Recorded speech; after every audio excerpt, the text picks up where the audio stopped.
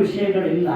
ಪರಿಪೂರ್ಣ ನಿರಂಜನ ತತ್ವದ ಕುರಿತು, ಆ ನಿರಂಜನ ತತ್ವವೇ ತಾನೆಂಬುದರ ಕುರಿತು ನಡೀತಕ್ಕಂಥ ಗಂಭೀರ ವಿಷಯಗಳು ಇರೋದರಿಂದ ಸಾಮಾನ್ಯವಾಗಿ ಒಂದಿಷ್ಟು ಆಸಕ್ತಿ ಯಾರಿಗೆ ಪೂರ್ವದಲ್ಲಿ ಅಂತ ಒಂದು ಮನೋಭೂಮಿಕೆ ಇರ್ತದೆ, ಅವರಿಗೆ ಅದನ್ನು ತಡ್ಕೊಳ್ತಕ್ಕಂಥ ತಾಕತ್ತು ಇರ್ತದೆ ಸಾಮಾನ್ಯವಾಗಿ.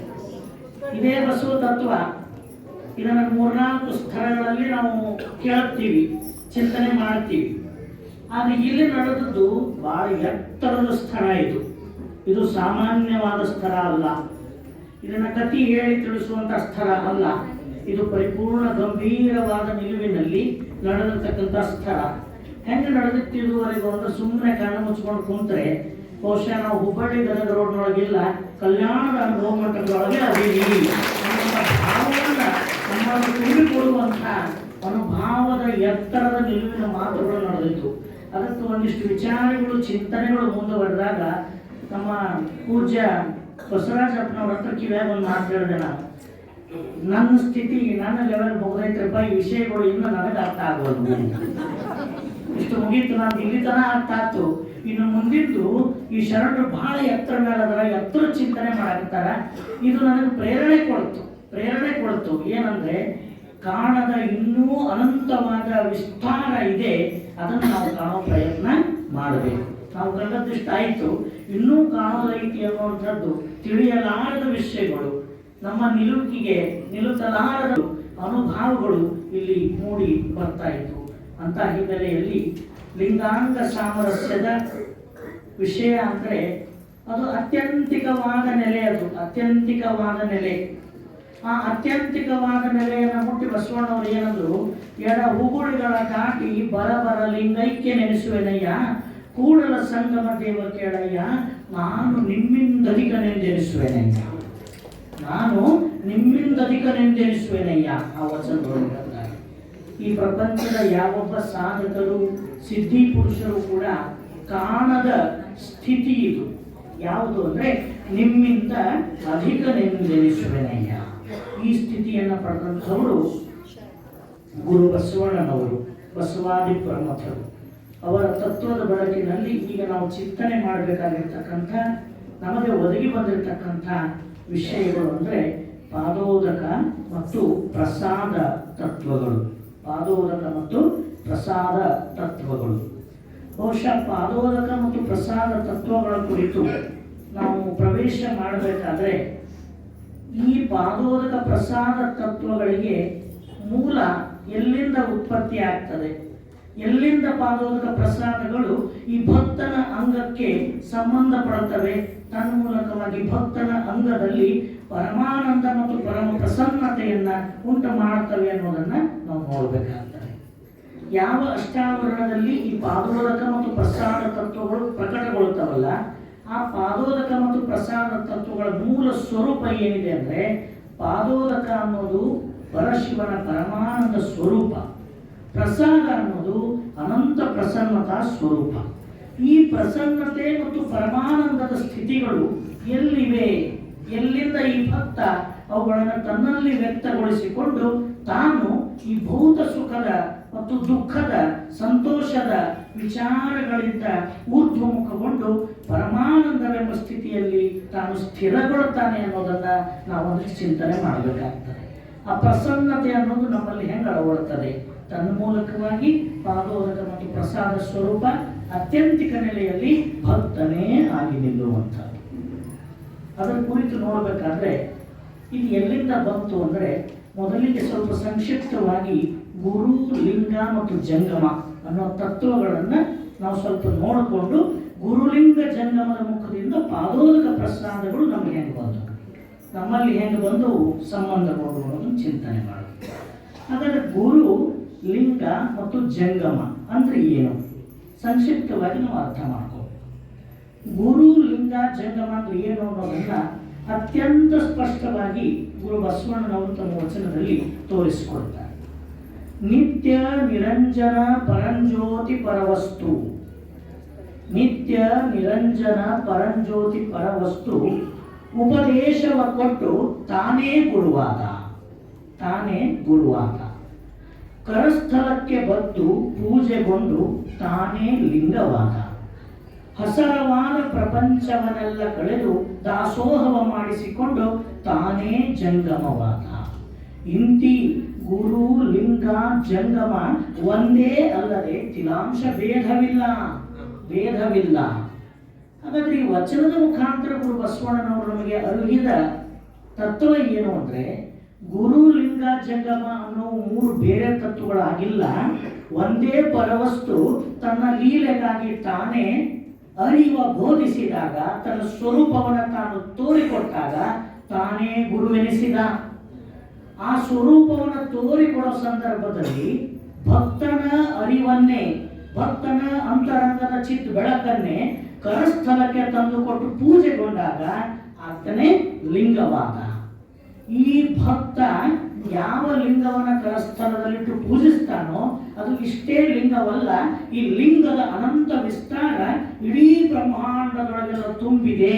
ಈ ಲಿಂಗದ ವಿಸ್ತಾರ ಅಗಣಿತವಾಗಿದೆ ಅಂತಕ್ಕಂಥ ಚಿಂತನೆಯನ್ನು ತೋರಿಕೊಟ್ಟು, ಲಿಂಗ ಅನ್ನೋದು ಇಷ್ಟೇ ಲಿಂಗ ಅಲ್ಲಪ್ಪ, ಲಿಂಗ ಅನ್ನೋದು ಜಗದಗಲ ಮುಗಿಲಗಲ ಮಿಗೆಯಗಲವಾದ ಅನಂತ ವಿಸ್ತಾರವೇ ಲಿಂಗ, ಅದುವೇ ಜಂಗಮ. ಲಿಂಗದ ಅನಂತವಾದ ವಿಸ್ತಾರವೇ ಜಂಗಮ. ಹಾಗಾದ್ರೆ ಗುರು ಅಂದ್ರೆ ತಾನಾರು ಅಂತ ತೋರಿಕೊಡುವ ಅರಿವು, ಲಿಂಗ ಅಂದ್ರೆ ತೋರಿಕೊಟ್ಟಾಗ ತಾನು ಯಾರು ಅಂತ ತೋರಿ ಬಂದ ನೆಲೆ, ತನ್ನ ವಿಸ್ತಾರವೇ ಜಂಗಮ. ಹಾಗಾದ್ರೆ ಗುರು ಲಿಂಗ ಜಂಗಮ ಅನ್ನೋದು ಒಂದೇ ಪರವಸ್ತು ತನ್ನ ಲೀಲೆಗಾಗಿ ಮೂರು ನಾಮಗಳನ್ನು ಧರಿಸ್ತು ಮಾಡೋ ಕ್ರಿಯೆಗಳ ಆಧಾರದ ಮೇಲೆ. ಹೇಗೆ ಒಬ್ಬನೇ ವ್ಯಕ್ತಿ ಇರ್ತಾನ, ಅವನು ತನ್ನ ತಂದೆಗೆ ಮಗ ಅನ್ನಿಸ್ತಾನ, ಮಗನಿಗೆ ತಂದೆ ಅನ್ನಿಸ್ತಾನ, ಅವ್ರ ತಂಗಿಗೆ ಅಣ್ಣಕ್ಕನ, ಅವ್ರ ಅಣ್ಣನಿಗೆ ತಮ್ಮಕ್ಕನ. ಇಷ್ಟು ಮಂದಿ ಅವನಿಗೆ ಒಂದೊಂದು ಹೆಸರಲ್ಲೇ ಕರೀತಾರಂತ. ಅವನು ಬೇರೆ ಏನೋ ಬೇರೆ ಅಲ್ಲ, ಅವನು ಒಬ್ಬನೇ. ಒಂದು ಸಂಬಂಧಗಳ ಆಧಾರದ ಮೇಲೆ ಬೇರೆ ಬೇರೆ ಹೆಸರಿಂದ ಅವನು ಕರೆದು, ಹಾಗೆ ಒಂದೇ ಪರವಸ್ತು ಅರಿವು ಬೋಧಿಸಿದಾಗ ಅವನಿಗೆ ಗುರು ಅನ್ನೋದು, ಕರಸ್ಥಲಕ್ಕೆ ಬಂದು ಪೂಜೆಗೊಂಡಾಗ ಲಿಂಗ, ಲಿಂಗದ ವಿಸ್ತಾರವಾಗಿ ನಿಂತಾಗ ಅದು ಜಂಗಮ. ಹಾಗಾದ್ರೆ ಗುರು ಲಿಂಗ ಜಂಗಮ ಬೇರೆ ಅಲ್ಲ, ಈ ಮೂರು ಒಂದೇ ಪರಶಿವ ತತ್ವಗಳೇ, ಆ ಪರಶಿವ ತತ್ವದ ಸ್ವರೂಪಗಳೇ. ಈ ಗುರು ಲಿಂಗ ಜಂಗಮ ಅನ್ನೋ ಮೂರು ಪರವಸ್ತುವಿನ ರೂಪಗಳು ಇದು ಯಾಕಾಗಿ ಆಯಿತು? ಆ ಲೀಲೆ ಯಾಕೆ ನಡೀತು? ಯಾಕಾಗಿ ಗುರುಲಿಂಗ ಜಂಗಮ ತಾನಾಗಬೇಕಾಯಿತು ಅಂದ್ರೆ, ತಾನೊಂದೇ ಇದ್ದ ಸರ್ವಶೂನ್ಯ ನಿರಾರಂಭ ಸ್ಥಿತಿಯಲ್ಲಿ ತಾನಾಗಿದ್ದ ಪರವಸ್ತುವಿನ ಸ್ಥಿತಿ ಇತ್ತಲ್ಲ, ಆ ಪರವಸ್ತುವಿನ ಸ್ಥಿತಿಯಲ್ಲಿ ತೋರಿ ಬಂದ ಲೀಲಾ ವಿನೋದದ ತರಂಗದ ಪರಿಣಾಮ ಜಗದ ಲೀಲಾ ವೈಭವಗಳನ್ನು ನಟಿಸಬೇಕೆಂದು ತಾನೇ ಒಂದಿದ್ದದ್ದು ಎರಡಾದ. ಯಾತಕ್ಕಾಗಿ? ತನ್ನ ಲೀಲೆಗಾಗಿ, ತನ್ನ ಲೀಲಾ ಸ್ವಭಾವದ ಉದಯಕ್ಕಾಗಿ ತಾನೇ ಒಂದಿದ್ದದ್ದು ಎರಡಾದ. ಹಾಗ ತಾನಾಗಿ ಇರ್ತಕ್ಕಂಥದ್ದು ಲಿಂಗ, ತನ್ನಿಂದ ಎರಡಾಗಿ ಬಂದದ್ದೇ ಅಂಗ. ತಾನಾಗಿದ್ದದ್ದು ಪರಮಾತ್ಮ, ಅವನಿಂದ ಹೊರಹೊಮ್ಮಿದ್ದೆ ನಾವು ಅಂದ್ರೆ ಈ ಜೀವಾತ್ಮ. ಹೌದಾ? ಹೀಗೆ ಎರಡಾದ ಮೇಲೆ ಸುಮ್ಮನೆ ಎರಡಾಗಿ ಬಿಟ್ಟಿದ್ರೆ, ಹಂಗೆ ಮುಂದುವರೆದಿದ್ರೆ ಇದರಲ್ಲಿ ಬಹುಶಃ ಲೀಲಾ ವೈಭವ ಅನ್ನೋದು ಬರ್ತಿದ್ದಿಲ್ಲ. ಹಾಗಾದ್ರೆ ಲೀಲಾ ವೈಭವ ನಟಿಸಬೇಕು ಅಂತ ಪರಮಾತ್ಮ ತಾನೊಂದಿದ್ದದ್ದು ಎರಡಾಗಿ, ಎರಡನೇ ಭಾಗ ಇದೆಯಲ್ಲ ತನ್ನಿಂದ ಹೊರಹೊಮ್ಮಿದ ಅಂಗ, ಈ ಅಂಗಕ್ಕೆ ಒಂದು ಮಾಯಾ ಆವರಣ ಅಂತಕ್ಕಂಥ ಹೊದಿಕೆಯನ್ನು ಹೊದಿಸಿದ. ಅದಕ್ಕೇನಂತಾರೆ? ಅಜ್ಞಾನ ಅಂತ. ಅಜ್ಞಾನದ ಹೊದಿಕೆಯನ್ನ ಹೊದಿಸಿದ. ಆ ಅಜ್ಞಾನದ ಹೊದಿಕೆಯನ್ನ ಹೊದಿಸಿದ ಪರಿಣಾಮ ಈ ಅಂಗಕ್ಕೆ ಮರವೇ ಎಲ್ಲ ಆವರಿಸ್ತು. ತನ್ನ ಮೂಲ ಸ್ವರೂಪ ಏನು ಅಂತ ತನ್ನ ಅರಿವಿಗೆ ಬರದಂಗಾಗ್ಬಿಡ್ತು. ನಾನು ಮೂಲ ಮಹಾಲಿಂಗದಿಂದ ಉತ್ಪತ್ತಿಯಾದವ ಅನ್ನೋ ಅರಿವನ್ನೇ ಮರಿತು ಇಲ್ಲಿ ಬಂದ ಮೇಲೆ ಏನು ಕಾಣತೈತಿ ಇದೇ ಸತ್ಯ ಅಂತ ತಿಳ್ಕೊಂಡ್ಬಿಡ್ತು. ಹೀಗೆ ಹೊರತಿತ್ತು. ಆವಾಗ ಆ ಮೂಲ ಕರ್ತೃವಾದ ಪರಮಾತ್ಮನಿಗೆ ಒಂದು ಕಳವಳ ಬಂತು. ಇದನ್ನು ಹಿಂಗ ಬಿಟ್ಟ ಈ ಮಾಯಾ ಆವರಣ, ನಾನೇ ಸೃಷ್ಟಿ ಮಾಡಿದ ಮಾಯಾ ಆವರಣ ಇಷ್ಟೊಂದು ಶಕ್ತಿಶಾಲಿ ಆಗೈತಲ್ಲ ಅಂದ್ರೆ ಇವರಿಂದ ಎಂದೆಂದೆಂದಿಗೂ ಮರವೆಯನ್ನ ಕಳ್ಕೊಂಡು ಅರಿವಿನ ಕಡೆಗೆ ಬರೋದಿಲ್ಲ, ಬರಕ್ ಸಾಧ್ಯನೇ ಇಲ್ಲ. ಅಂಥ ಮಾಯಾ ಆವರಣವನ್ನ ಪರಮಾತ್ಮ ಸೃಷ್ಟಿ ಮಾಡಿ ಜೀವಾತ್ಮನಿಗೆ ಕೊಟ್ಟಾರಲ್ಲ, ಇವರಿನ್ನೆಂದೂ ಹೇಳಂಗಿಲ್ಲ ಅಂತ ಅವನಿಗೆ ಕಳವಳ ಆಗಿ ಪರಮಾತ್ಮ ತಾನೇ ಏನಾದ ಸಜಾತೀಯವಾದ ಮಾನವಾಕಾರವನ್ನು ಧರಿಸಿ ಆ ಮಾಯೆಯನ್ನ, ಆ ಆ ಅಜ್ಞಾನದ ಅಂಟನ್ನ ತನ್ನ ತನುಮನ ಭಾವಕ್ಕೆ ಅಂಟಿಸಿಕೊಳ್ಳದಂತೆ ಕೇವಲ ಶುದ್ಧ ಬೆಳಕಿನ ಕಾಯವನ್ನು ಧರಿಸಿ ತಾನೇ ಗುರುವಾಗಿ ಲಿಂಗವಾಗಿ ಜಂಗಮವಾಗಿ ಬಂದ. ಯಾಕಂದ್ರೆ ಸದ್ಭಕ್ತರನ್ನ ಉದ್ಧರಿಸಲೆಂದು ಬಂದ. ಇನ್ನು ಕೈ ಬಿಟ್ರೆ ಹೋಗ್ತಾರ, ಕೈ ಬಿಟ್ರೆ ಹೋಗ್ತಾರ. ಒಂದಿಟ್ಟು ನೋಡೋನು ಆಡಿ ಬರ್ಲಿ ಅಂತ ಮಕ್ಕಳು ಹೊರಗೆ ಬಿಟ್ರ ರಾತ್ರಿ 12 ಹೊಡೆ ಮನೆಗೆ ಬರಕತ್ತಾ ಇರಲಿಲ್ಲ. ಆಡಿ ಬರ್ಲಿ ಅಂತ ಬಿಟ್ಟಿವಿ. ನಮ್ಮ ಮನೆಯವರು ಮನೆಯಾಗ ಇದ್ರು, ಪಾಪ ಇಲ್ಲೇ ಇದ್ದಿದ್ದು ಬೇಸರ ಆಗೈತಿ, ಲೀಲಾ ಮಾಡ್ಲಿ ಇವರು ಅಂತ ಹೇಳಿ ಮತ್ತೆ ಹೊರಗೆ ಬಿಟ್ಟಿವ್ರಿ. ಯಾರನ್ನ? ನಮ್ಮದೇ ಸ್ವರೂಪವಾದ ನಮ್ಮ ಮಕ್ಕಳನ್ನ ಹೊರಗೆ ಬಿಟ್ವಿ, ಬೈಲಾಗ ಆಡಿ ಬರ್ಲಿ ಅಂತ. ಅವು ಮನೆಯ ಹೊರಗೆ ಹೋದ್ರು ಕಾಣಬಾರ ಜಗತ್ತು ಕಂಡು ಅವ್ರಿಗಿಷ್ಟು ಮಜಾ ಆಯ್ತಲ್ಲ ಅಂದ್ರ ಹಳ್ಳಿ ಕಡೆ ಮನೆ ಕಡೆ ನೋಡಲಿಲ್ಲ, ನೋಡಕ್ಕೆ ತಯಾರಿಲ್ಲ. ಇಲ್ಲಿ ಬರ್ಬೇಕಂತ ಅನಿಸುವಲ್ದು. ಅವಾಗ ನಮಗೇನು ಅನ್ಸಕತ್ತು, ಕರೆದ್ರೆ ಇವ್ರು ಬರೋಲ್ಲ, ಅವ್ರ ಕೈಯಾಗ ಕೊಟ್ಟು ಬ್ಯಾಟು ಬಾಲ್ ಭಾಳ ಚಲೋ ಅದಾವ, ಅವ್ರ ಕೈಯಾಗ ಕೊಟ್ಟಂತ ಆಟಿಕೆ ಸಾಮಗ್ರಿಗಳು ಚಲೋ ಅದಾವ, ಹೊರಗಿನ ವಾತಾವರಣ ಚಲೋ ಐತಿ, ಇವ್ರೇನು ಆಟ ಬಿಡುದಿಲ್ಲ, ಎಲ್ಲಿ ತನ ಆಡ್ತಾರ, ಈಗ ಆಡ್ಕೊಂತಾನ ಹೋಗ್ತಾರ, ಮನಿನೂ ಮರಿತಾರ, ನಮ್ಮನು ಮರಿತಾರ. ಅವಾಗ ನಾವು ಸ್ವತಃ ಅವ್ರು ಎಲ್ಲಿದಾರ ಅಲ್ಲಿಗೆ ಹೋಗ್ಬೇಕಾತ್. ಕಿಟಕಿಯಾಗ ನಿಂತು ಕರೆದ್ವಿ ಕೇಳಲಿಲ್ಲ, ಭಾಗದ ನಿಂತು ಕರೆದ್ವಿ ಕೇಳಲಿಲ್ಲ, ಜಬರ್ಸಿದ್ವಿ ಕೇಳಲಿಲ್ಲ. ಅವಾಗ ಏನ್ ಮಾಡ್ಬೇಕಾಯ್ತು, ಕೈ ಹಿಡಿದು ಕರ್ಕೊಂಡು ಬರಾಕ ನಾವು ಅವ್ರು ಏನಾದ್ರ ಆ ಸ್ಪಾಟಿಗೆ ಹೋಗ್ಬೇಕಾಗ್ತಿಲ್ರಿ. ಹೋಗಿ ಏನ್ ಮಾಡ್ತೀವಿ, ಎಷ್ಟೊತ್ತದ ಆಡೋದು, ಭಾಳ ಹೊತ್ತಾಗೈತಿ, ಬೇಸರ ಆಗೈತೆ, ಆಡಲ್ಲ ಅಂದ್ರೆ ನೀನು ಆಟಕ ನಿಂತಿ ಬಾಯಿನ ಒಳಗಂತ ಕೈ ಹಿಡಿದು ಹೊಳ್ಳಿ ಅವ್ರ ಈ ಕಡೆ ಕರ್ಕೊಂಡು ಹೋದ್ವಿ. ಇಂಥತ್ತ ಬಂದವ್ರಿಗೆ ನೆನಪಾಗತ್ತ, ಅಯ್ಯಯ್ಯೋ ಇದು ನಮ್ಮ ಮನೆ ಐತಿ, ನಾ ಹೊಳ್ಳಿ ಮನೆಗೆ ಹೋಗ್ಬೇಕು, ಬರೀ ಆಡೋದ ಕೆಲಸ ಅಲ್ಲ, ಒಳಗೆ ಕಾಲಿಟ್ಟ ಮ್ಯಾಗ ಪೂರ ನೆನಪ, ಇದು ನನ್ನ ಮನೆ ಹೌದಪ್ಪ, ಅದ ಬೇರೆ ಇದು ಬೇರೆ ಐತಿ ಅಂತ ಗೊತ್ತಾಯ್ತು. ಹಂಗೀಗ ನಾವೆಲ್ಲ ಆಟಕ್ಕೆ ಬಿಟ್ಟಿವಿ. ಹಾಗಾಗಿ ನಮ್ಮನ್ನು ಮರಳಿ ನಮ್ಮ ಮೂಲ ಸ್ವರೂಪಕ್ಕೆ ತಗೊಂಡು ಹೋಗ್ಬೇಕಲ್ಲ. ಅದರ ಬಸವಣ್ಣವರು ಹೆಂಗಂತ ಹೇಳ್ತಾರೆ, ಎಷ್ಟು ಅದ್ಭುತವಾಗಿ ಹೇಳ್ತಾರೆ.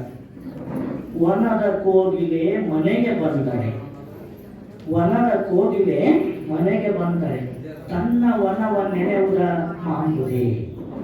ಮಲೆಯ ಗಜವು ಮನೆಗೆ ಬಂದಡೆ ತನ್ನ ಮಲೆಯ ನೆನೆಯುವುದ ಮಾಂಬುದೆ. ನಮ್ಮ ಕೂಡಲ ಸಂಗನ ಶರಣರು ಮರೆತು ಮರ್ತ್ಯಕ್ಕೆ ಬಂದರೆ ತಮ್ಮ ಆದಿ ಮಧ್ಯಾಂತರಂಗದ ಲಿಂಗವ ನೆನೆಯುವುದ ಮಾಂಬರೆ, ಲಿಂಗವ ನೆನೆಯುವುದ ಮಾಂಬರೆ. ಈಗ ನಾವೆಲ್ಲ ಇಲ್ಲಿ ಬಂದಿವಲ್ಲ, ಹಂಗ ಶರಣರು ಬಂದವರಲ್ಲ, ಹಂಗ ಗುರು ಜಂಗಮರು ಬಂದವರಲ್ಲ, ಅವರು ನಮ್ಮನೆ ಉದ್ಧರಿಸಲೆಂದೇ ಬಂದವರು. ನಾವು ಉಂಡು ತಿಂದು ಸಂಸಾರ ಮಾಡಿ ಸ್ತುತಿ ನಿಂದೆಗಳಿಗೆ ಒಳಗಾಗಿ ನಾವು ಒಂದೆಲ್ಸ ನಡ್ದು ಹೋಗಕ್ಕೆ ಬಂದವರು. ಆದ್ರೆ ಅವರು ಹಿಂಗೆ ಬಂದವ್ರನ್ನೆಲ್ಲ ಇದಕ್ಕೆ ಬಂದವರೆಲ್ಲ ನಿಮ್ಮ ಗತಿ ಮತಿ ಬೇರೆ ಐತಿ ಅಂತ ನಮಗೆ ದಾರಿ ತೋರ್ಸಕ್ಕಾಗಿ ಬಂದವರು. ಯಾರು? ಗುರು ಲಿಂಗ ಜಂಗಮರು. ಆ ಗುರು ಲಿಂಗ ಜಂಗಮ ಅನ್ನೋದು ಬೇರಲ್ಲ, ಪರವಸ್ತುವಿನ ಸ್ವರೂಪವೇ, ಪರವಸ್ತು ತಾನೇ. ಅದನ್ನ ಚನ್ನಬಸವಣ್ಣವ್ರು ಏನಂತಾರ, ಹರ ತನ್ನ ರೂಪವ ತೋರಬೇಕೆಂದು. ತೋರಿಸ್ಬೇಕಾಗಿತ್ತು ನಮಗೆ, ಹರ ತನ್ನ ರೂಪವ ತೋರಬೇಕೆಂದು ಗುರು ರೂಪಾಗಿ ಮರ್ತ್ಯಕ್ಕೆ ಬಂದು ಮನಸ್ಥಳಕ್ಕೆ ಮಂತ್ರವಾದ, ತನುಸ್ಥಳಕ್ಕೆ ಪ್ರಸಾದವಾದ, ಕರಸ್ಥಳಕ್ಕೆ ಲಿಂಗವಾದ. ಇಂತಿ ಎನ್ನ ತ್ರಿವಿಧ ಸ್ಥಳದಲ್ಲಿ ತ್ರಿವಿಧ ಸಾಹಿತ್ಯವಾದನಯ್ಯ ಬಸವಣ್ಣನು. ಬಸವಣ್ಣವ್ರು ಯಾಕೆ ಬಂದ್ರು ಅಂದ್ರೆ, ಈ ಮರ್ತ್ಯಕ್ಕೆ ಯಾಕೆ ಬಂದ್ರು ಅಂದ್ರೆ, ಮರ್ತ್ಯ ಲೋಕದಲ್ಲಿ ನಾವೆಲ್ಲ ಬಂದಂಗೆ ಬಂದವರಲ್ಲ, ಅವರಿಗೆ ಬಂದದ್ದು ಯಾಕಂದ್ರೆ ಹರ ತನ್ನ ರೂಪವ ತೋರಬೇಕೆಂದು ಬಸವ ಗುರು ರೂಪಾಗಿ ಮರ್ತ್ಯಕ್ಕೆ ಬಂದವರು ಬಸವಣ್ಣವರು. ಪರಮಾತ್ಮ ನಿರಾಕಾರ ನಿರವಯನಾದ ಪರಮಾತ್ಮನನ್ನ ತೋರಿಸ್ಬೇಕಾದ್ರೆ ಈ ಸಾಕಾರದ ಸದ್ಭಕ್ತನಿಗೆ ಅಸಾಧ್ಯ. ಅದನ್ನು ತೋರ್ಸಕ್ಕಾಗಿಯೇ ಪರಶಿವನ ಸ್ವರೂಪವೇ ಬಸವ ಗುರು ರೂಪಾಗಿ, ಅಂದ್ರೆ ಆ ಬಸವ ಅನ್ನೋದ್ರೊಳಗೆ ಆ ತತ್ವ ಐತಿ. ಚಿನ್ನಾದ ಚಿದ್ಬಿಂದು ಚಿತ್ಕಳಾ ಸ್ವರೂಪವನ್ನು ಧರಿಸಿ ಮರ್ತ್ಯಕ್ಕೆ ಅವತರಿಸಿದ್ದು. ಯಾಕಂದ್ರೆ ನಮ್ಮೆಲ್ಲರನ್ನ ಮರಳಿ ನಮ್ಮ ಮೂಲ ಸ್ವರೂಪದ ನೆಲೆಯ ಅರಿವಿಗೆ ತಂದುಕೊಡೋ ಸಲುವಾಗಿ, ನಮ್ಮ ಅಂತರಂಗ ಬಹಿರಂಗಕ್ಕೆ ಅಂಟಿರುವ ಮರವೆಯನ್ನು ಕೊಳೆಯೋ ಸಲುವಾಗಿ. ಆ ಗುರು ಮಾಡತಕ್ಕಂಥ ಕಾರ್ಯ ಯಾವುದು? ಸಾಮಾನ್ಯವಾಗಿ ನಾವು ಗುರು ಅಂದ ತಕ್ಷಣ ಏನಂತೀವಿ, ಯಾವುದೇ ಒಂದು ಲೌಕಿಕದ ವಿಚಾರದ ವಿದ್ಯೆಗಳನ್ನು ಕಲಿಸಿದವ್ರಿಗೂ ಗುರು ಅಂತೀವಿ. ಆದರೆ ನಮ್ಮ ಧರ್ಮದ ತತ್ವಜ್ಞಾನದಲ್ಲಿ ಇಲ್ಲಿ ಗುರು ಅಂದ್ರೆ ಇಂಥ ವಿಚಾರಗಳನ್ನು ಕಲಿಸಿದವರು ಗುರು ಅಲ್ಲ, ಅವರಿಗೆ ಮಾರ್ಗದರ್ಶಕರನ್ರಿ, ಶಿಕ್ಷಕರನ್ರಿ. ಆದ್ರೆ ಗುರು ಅಂತ ಯಾರಿಗೆ ಕಲಿಬೇಕು, ಯಾರು ಗುರು ಅಂತ ತಿಳ್ಕೋಬೇಕು ಅಂದ್ರೆ, ಅಂತರಂಗದೊಳಗಿದ್ದ ನಿರವಯ ಲಿಂಗವನು ಸಾವಯವ ಲಿಂಗವ ಮಾಡಿ ಶ್ರೀ ಗುರುಸ್ವಾಮಿ ಎನ್ನ ಕರಸ್ಥಳಕ್ಕೆ ತಂದು ಕೊಟ್ಟನಾಗಿ. ಯಾರು ಗುರು ಅಂದ್ರೆ ಅಂತರಂಗದೊಳಗೆ ಹೂಳಿದ್ದ ನಿರವಯ ನಿರಾತ್ಮಕವಾದ ಲಿಂಗವನ್ನ ಸಾವಯವ ಅಂದ್ರೆ ಸಾಕಾರ ರೂಪದ ಇಷ್ಟ ಲಿಂಗವ ಮಾಡಿ ಕರಸ್ಥಳಕ್ಕೆ ತಂದು ಕೊಟ್ಟು, ಆ ಕರಸ್ಥಳದಲ್ಲಿರ್ತಕ್ಕಂಥ ಲಿಂಗದಲ್ಲಿ ನನ್ನ ಅಂತರಂಗದ ಪರಮಚಿತ್ ಬೆಳಕನ್ನೇ ತುಂಬಬೇಕಾದ್ರೆ ಅವರು ಹೇಳ್ತಾರೆ, ಎನ್ನ ಹೃದಯ ಕಮಲದಲ್ಲಿ ವ್ಯಾಪ್ತವಾಗಿ ಪರಮಚಿತ್ ಬೆಳಕದು.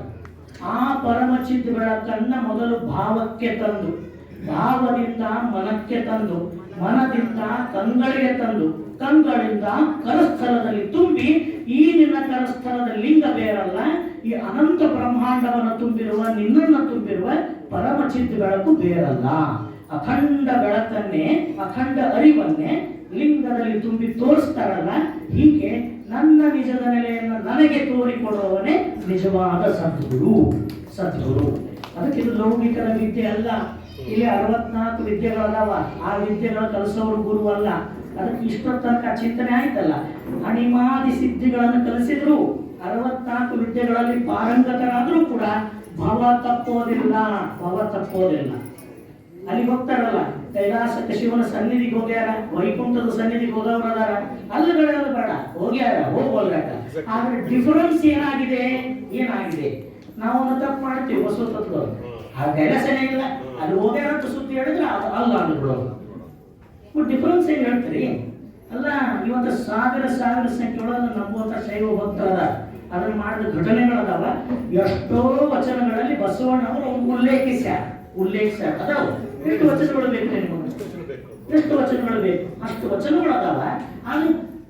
ಅದಕ್ಕೂ ಮತ್ತು ನಮ್ಮ ಶರಣರು ಕಂಡುಕೊಂಡಂತ ಸಾಧನೆ ಮಾರ್ಗ ಇದೆಯಲ್ಲ, ಅದನ್ನು ನಾವು ಸರಿಯಾಗಿ ಅರ್ಥ ಮಾಡ್ಕೋಬೇಕು. ಅದನ್ನ ಇಲ್ಲಿ ಮೈಲಾರ ಬಸವಲಿಂಗ ಶರಣರು ಚಂದ ಹೇಳ್ತಾರೆ ನೋಡಿ. ಶಿವನ ಹತ್ರ ಹೋಗಿರಲ್ಲ, ಶಿವಸಾರೋಕ್ಯ ಸಾಮೀಪ್ಯ ಸಾರೂಪ್ಯ ಕೊನೆ ಸಾಯುಜ್ಯ ಪಡ್ಕೊಂಡವರದಲ್ಲ.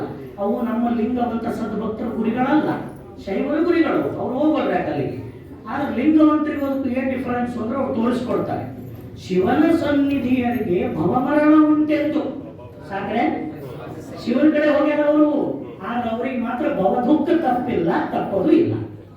ಶಿವನ ಸನ್ನಿಧಿಯರಿಗೆ ಭವಮರಣ ಉಂಟೆಂದು ತವೆಪಾದ ಪದ್ಮ ಸನ್ನಿಧಿಯ ಬಯಸಿ ಬಂದವನಿಗೆ ಗುರುವೆ ಕೃಪೆಯಾಗು.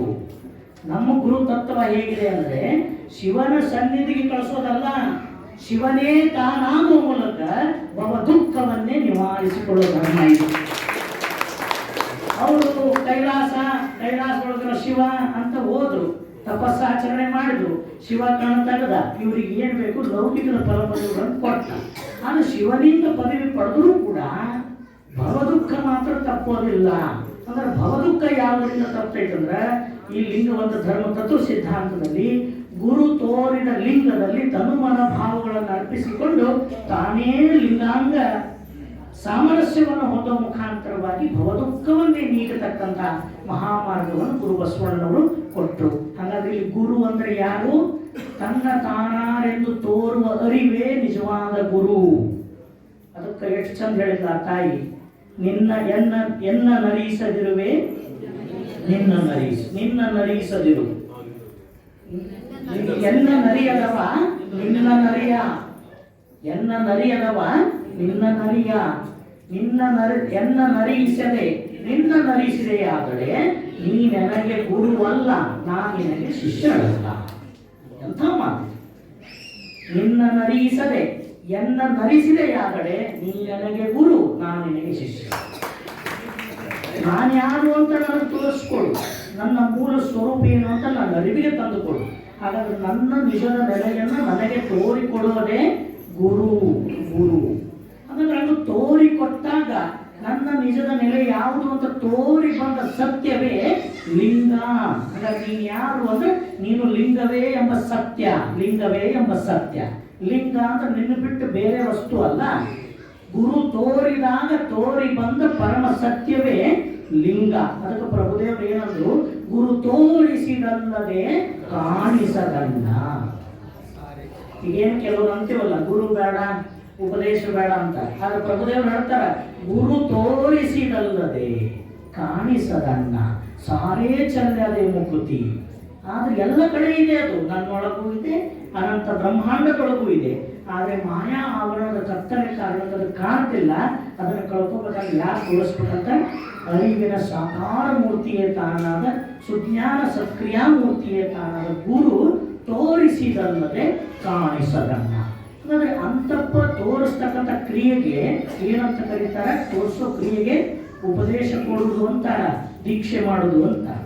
ಈ ದೀಕ್ಷೆ ಅಂದ್ರ ಆ ವ್ಯಕ್ತಿಯನ್ನು ಗುಲಾಮಗಿರಿಗೆ ಒಳಪಡಿಸೋದಲ್ಲ. ಬಹಳ ಜನ ತಪ್ಪು ತಿಳ್ಕೊಂತಾರೆ. ಈ ದೀಕ್ಷೆ ಅನ್ನೋ ಶಬ್ದನೇ ನಮ್ದಲ್ಲ, ನಮ್ಮಲ್ಲಿಲ್ಲ ಅಂತ. ಇಲ್ಲಲ್ಲ, ದೀಕ್ಷೆ ಅಂದ್ರೆ ಏನು? ಗುಲಾಮಗಿರಿಗೆ ಒಳಪಡಿಸುವಂಥದ್ದಲ್ಲ. ಅದಕ್ಕಾಗಿ ದೀಕ್ಷೆ ಅಂದ್ರೆ ಏನಂತ ವ್ಯಾಖ್ಯಾನ ಮಾಡ್ತಾರೆ? ಯಾವುದಕ್ಕೆ ದೀಕ್ಷೆ ಅಂತ ಕರೀತಾರೆ ಕೇಳಿ? ಎಸ್, ದೀಯತೆ ಜ್ಞಾನ ಸಂಬಂಧ, ಕ್ಷೀಯತೆ ಮಲತ್ರಯ. ನಮ್ಮಲ್ಲಿ ಸುಜ್ಞಾನ ಸಂಬಂಧವನ್ನು ಮಾಡಿ ಈ ಅಂಗಕ್ಕೆ ಅಂಟಿರುವ ಅಜ್ಞಾನ ಸ್ವರೂಪಿ ಮಲತ್ರಯವನ್ನ ನಿವಾರಿಸ್ತಕ್ಕಂಥ ಸಂಸ್ಕಾರಕ್ಕೆ ಏನಂತ ಕರೀತಾರೆ?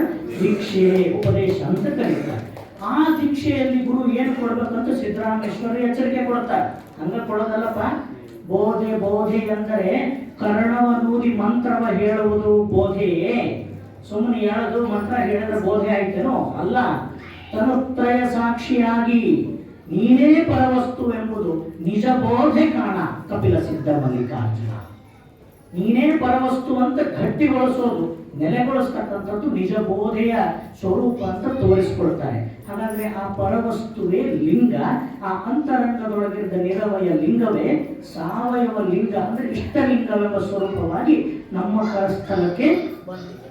ಹಾಗಾದ್ರೆ ಇಷ್ಟಲಿಂಗ ಅಂತಕ್ಕಂಥ ಸ್ವರೂಪ ನಮ್ಮ ಕರಸ್ಥಲಕ್ಕೆ ಬಂದ ನಂತರ ಆ ಇಷ್ಟಲಿಂಗದಲ್ಲೇ ಇರ್ತಕ್ಕಂಥದ್ದು ವ್ಯವಸ್ಥೆ ನಮ್ಮಲ್ಲಿಲ್ಲ. ಗುರು ಬಸವಣ್ಣನವರು ಅದರ ವಿಸ್ತಾರವನ್ನು ಮಾಡಿಕೊಡ್ತಾರೆ. ಆ ಇಷ್ಟಲಿಂಗದಿಂದ ತಾನೇ ತನ್ನೊಳಗಿರ್ತಕ್ಕಂಥ ಪ್ರಾಣಕ್ಕೆ ಸಂಬಂಧವನ್ನು ಮಾಡಿಕೊಂಡು ಆ ಪ್ರಾಣದಲ್ಲಿರ್ತಕ್ಕಂಥ ಸಂಚಲ ಗುಣವನ್ನು ನಿವಾರಿಸಿಕೊಳ್ಳೋದು. ಯಾವ ಪಂಚ ಪ್ರಾಣ ವಾಯುಗಳು ಅಂತ ಹೇಳಿದ್ವಲ್ಲ ಇಷ್ಟೊತ್ತನ, ಪ್ರಾಣ, ಅಪಾನ, ಉದಾನ, ಸಮಾನ, ವ್ಯಾನ, ಆ ಪಂಚ ಪ್ರಾಣ ವಾಯುಗಳಲ್ಲಿರ್ತಕ್ಕಂಥ ಅಧೋಮುಖಿ ಪ್ರವೃತ್ತಿಯನ್ನ ಲಿಂಗದ ಸಂಬಂಧದ ಮುಖಾಂತರವಾಗಿ ಊರ್ಧ್ವಮುಖಗೊಳಿಸಿಕೊಂಡಾಗ ಅದು ಲಿಂಗ ಮತ್ತು ಪ್ರಾಣಗಳ ಸಂಬಂಧದಿಂದ ಪ್ರಾಣವೇ ಲಿಂಗ, ಲಿಂಗವೇ ಪ್ರಾಣವಾಗಿ ಪರಿಣಮಿಸುವಂಥದ್ದು. ಆ ಪ್ರಾಣ ಭಾವವನ್ನು ವೇದಿಸಿದಾಗ ಲಿಂಗವೇ ಪ್ರಾಣ, ಪ್ರಾಣವೇ ಲಿಂಗ ಆಗೋದು ಅಂದ್ರೆ ಭೌತ ಪ್ರಪಂಚದ ವಿಷಯಾದಿಗಳು ನಮ್ಮ ಪ್ರಾಣ ಆಗ್ಯಾವಲ್ಲ. ಈಗ ನಾವೇ ಅಂತೀವಿ ಈ ವಸ್ತು ನಂಗೆ ಪಂಚ ಪ್ರಾಣ ರೀ, ಅದಿಲ್ಲ ಅಂದ್ರೆ ನಡೆಯಲ್ಲ ಅಂತೀವಿ. ನನಗೆ ಆ ಏರಿಯಾ ಬಹಳ ಪ್ರಾಣ ರೀ, ನಾನು ಅಲ್ಲೇ ಹೋಗ್ತೇನೆ ಅಂತೀವಿ. ಅಂದ್ರೆ ಯಾವುದು ಈ ಪ್ರಪಂಚದಲ್ಲಿ ರೂಪಾಂತರಕ್ಕೆ ಒಳಗಾಗ್ತಕ್ಕಂಥದ್ದು ಐತಲ್ಲ, ಅದನ್ನು ನಾವು ಪ್ರಾಣ ಮಾಡ್ಕೊಂಡಿವಿ. ಅದರ ಪರಿಣಾಮಕಾರಿ ದುಃಖನೇ ಬರೋದು ನಮ್ಗ. ಯಾಕಂದ್ರೆ ಅದು ಇದ್ದಂಗೆ ಈ ಪ್ರಪಂಚದೊಳಗೆ ಯಾವತ್ತೂ ಇರೋದಿಲ್ಲ. ಈಗ ಯಾರೊಬ್ಬ ವ್ಯಕ್ತಿನೂ ಇರೋದಿಲ್ಲ, ಒಂದು ವಸ್ತುನೂ ಇರೋದಿಲ್ಲ.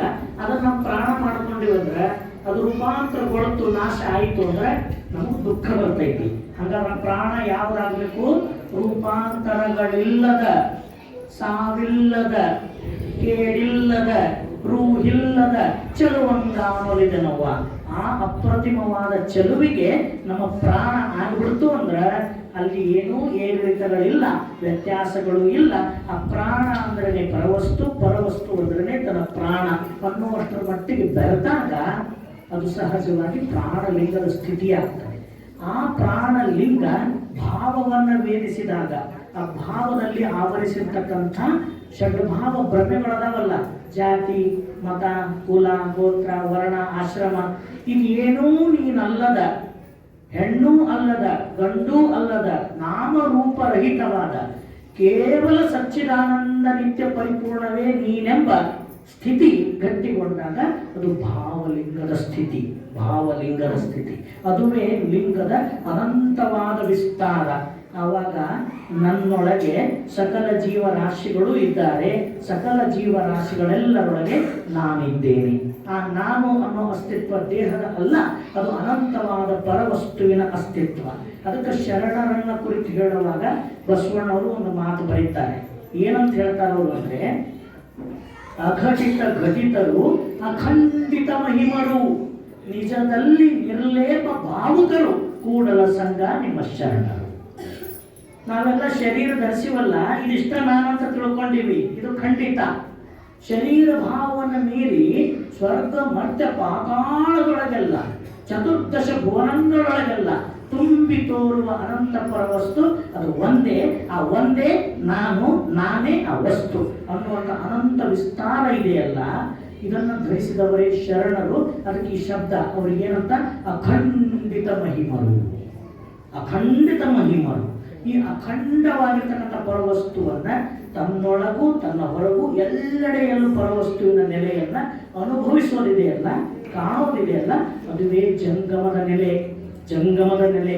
ಅದಕ್ಕೆ ಬಸವಣ್ಣವ್ರು ಏನಂದ್ರು, 84 ಲಕ್ಷ ಮುಖದೊಳಗೆ ಒಂದೇ ಮುಖವಾಗಿ ಕಾಡಿ ನೋಡೆನ್ನನು, ಬೇಡಿ ನೋಡೆನ್ನನು. ನೀನು ಎಲ್ಲದೀಪ ಪರಮಾತ್ಮ? 84 ಲಕ್ಷ ಜೀವರಾಶಿಗಳ ರೂಪದೊಳಗೆ ನೀನೇ ಅದೀಯ. ನೀನು ಯಾವ ಮುಖದೊಳಗಾದ್ರೂ ಬಂದು ನನ್ನ ಕಾಡಿ ನೋಡೆನ್ನನು, ಬೇಡಿ ನೋಡೆನ್ನನು. ನೀ ಬರೀ ವೇಷ ಜಂಗಮ ಆಗಿ ಬಂದು ಜಂಗ ಹಿಡ್ಕೊಂಡು ಬಂದು ಕೊಡ್ತೀನಂತಲ್ಲ, ಹೊಡಿತಾರೆ ನೋಡ್ರಿ ಬಸವಣ್ಣವ್ರಿಗೆ.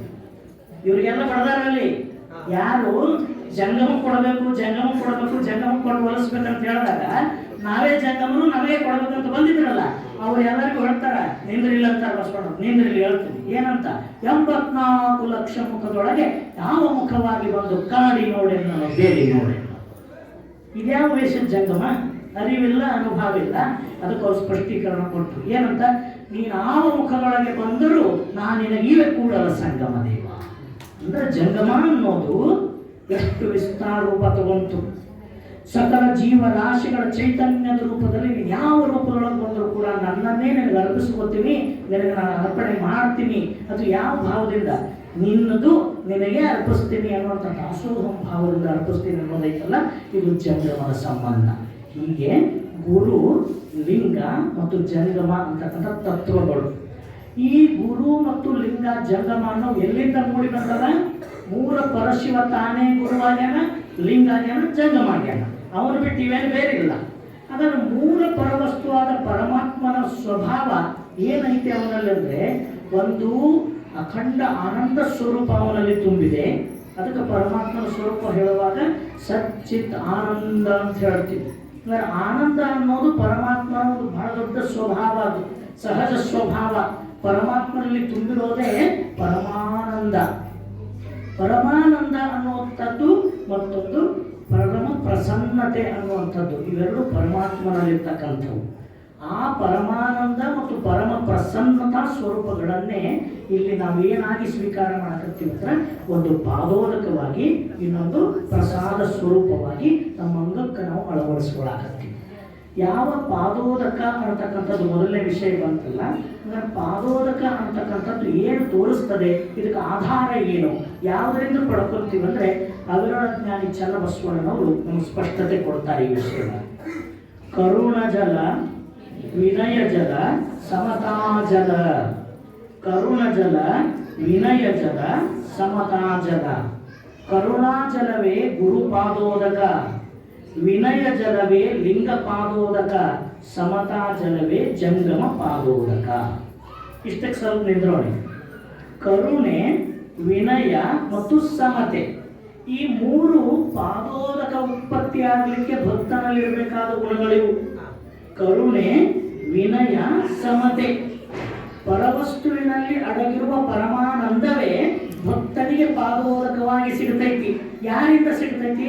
ಪರಮಾತ್ಮ ನೇರವಾಗಿ ಕೊಡೋದ್ರಲ್ಲಿ ಯಾರಿಂದ ಕೊಡ್ತಾನೆ? ಗುರು, ಲಿಂಗ, ಜಂಗಮದಿಂದ ನಾವು ಪಡ್ಕೊತೀವಿ.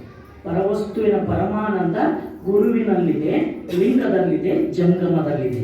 ಅದು ಗುರುವಿನಿಂದ ಪಡ್ಕೊಂಡಾಗ ಗುರುಪಾದೋದಕ, ಲಿಂಗದಿಂದ ಪಡ್ಕೊಂಡಾಗ ಲಿಂಗ ಪಾದೋದಕ, ಜಂಗಮದಿಂದ ಪಡ್ಕೊಂಡಾಗ ಜಂಗಮದ ಪಾದೋದಕ. ಅಂದರೆ ಗುರುವಿನಲ್ಲಿರ್ತಕ್ಕಂಥ ಆ ಪರಮಾನಂದವನ್ನ ಈ ಭಕ್ತ ತನ್ನ ಅಂಗಕ್ಕೆ ಅಳವಡಿಸ್ಕೋಬೇಕಾದ್ರೆ ಇವನಲ್ಲಿ ಏನಿರ್ಬೇಕಂತ ಮೊದಲ ಕರುಣೆ. ಕರುಣೆ ನಮ್ಮಲ್ಲಿರ್ಬೇಕಾದ ಪಾದೋದಕದ ಗುಣ ಯಾವುದು? ಕರುಣೆ. ಲಿಂಗದ ಪಾದೋದಕ ಸಿಗಬೇಕಾದ್ರೆ ವಿನಯ. ವಿನಯ. ಜಂಗಮದ ಪಾದೋದಕ ಸಿಗಬೇಕಾದ್ರೆ ಸಮತೆ. ಸಮತೆ. ಕರುಣೆ ಅಂದ್ರೆ ಏನು? ಅಂತಃಕರುಣೆಯಿಂದ ಬದುಕೋದು. ಸಕಲ ಜೀವಾತ್ಮರೆಲ್ಲರಲ್ಲಿಯೂ ಪರಮಾತ್ಮನಿದ್ದಾನೆ ಎಂಬ ಅರಿವಿನೊಂದಿಗೆ ಯಾವ ಪ್ರಾಣಕ್ಕಾದ ನೋವು ತನ್ನ ನೋವು ಅಂತ ತಿಳಿದು ಅಂತಃಕರುಣೆಯಿಂದ ಬದುಕೋದೈತಲ್ಲ, ಅದಕ್ಕೆ ಕರುಣೆ ಅಂತ ಕರೀತಾರೆ. ಕರುಣೆ ಅಂದ್ರೆ ನನ್ನ ಹತ್ರ ಬಹಳ ಐತ್ರಿ, ನಾನು ಕರುಣಾದೃಷ್ಟಿಯಿಂದ ಕೊಡಾಕತ್ತೀನಿ ಅಂತ ಭಾವಿಸೋದಲ್ಲ. ಸಕಲ ಜೀವಾತ್ಮರೆಲ್ಲರೊಳಗೂ ಪರಮಾತ್ಮನಿದ್ದಾನೆ.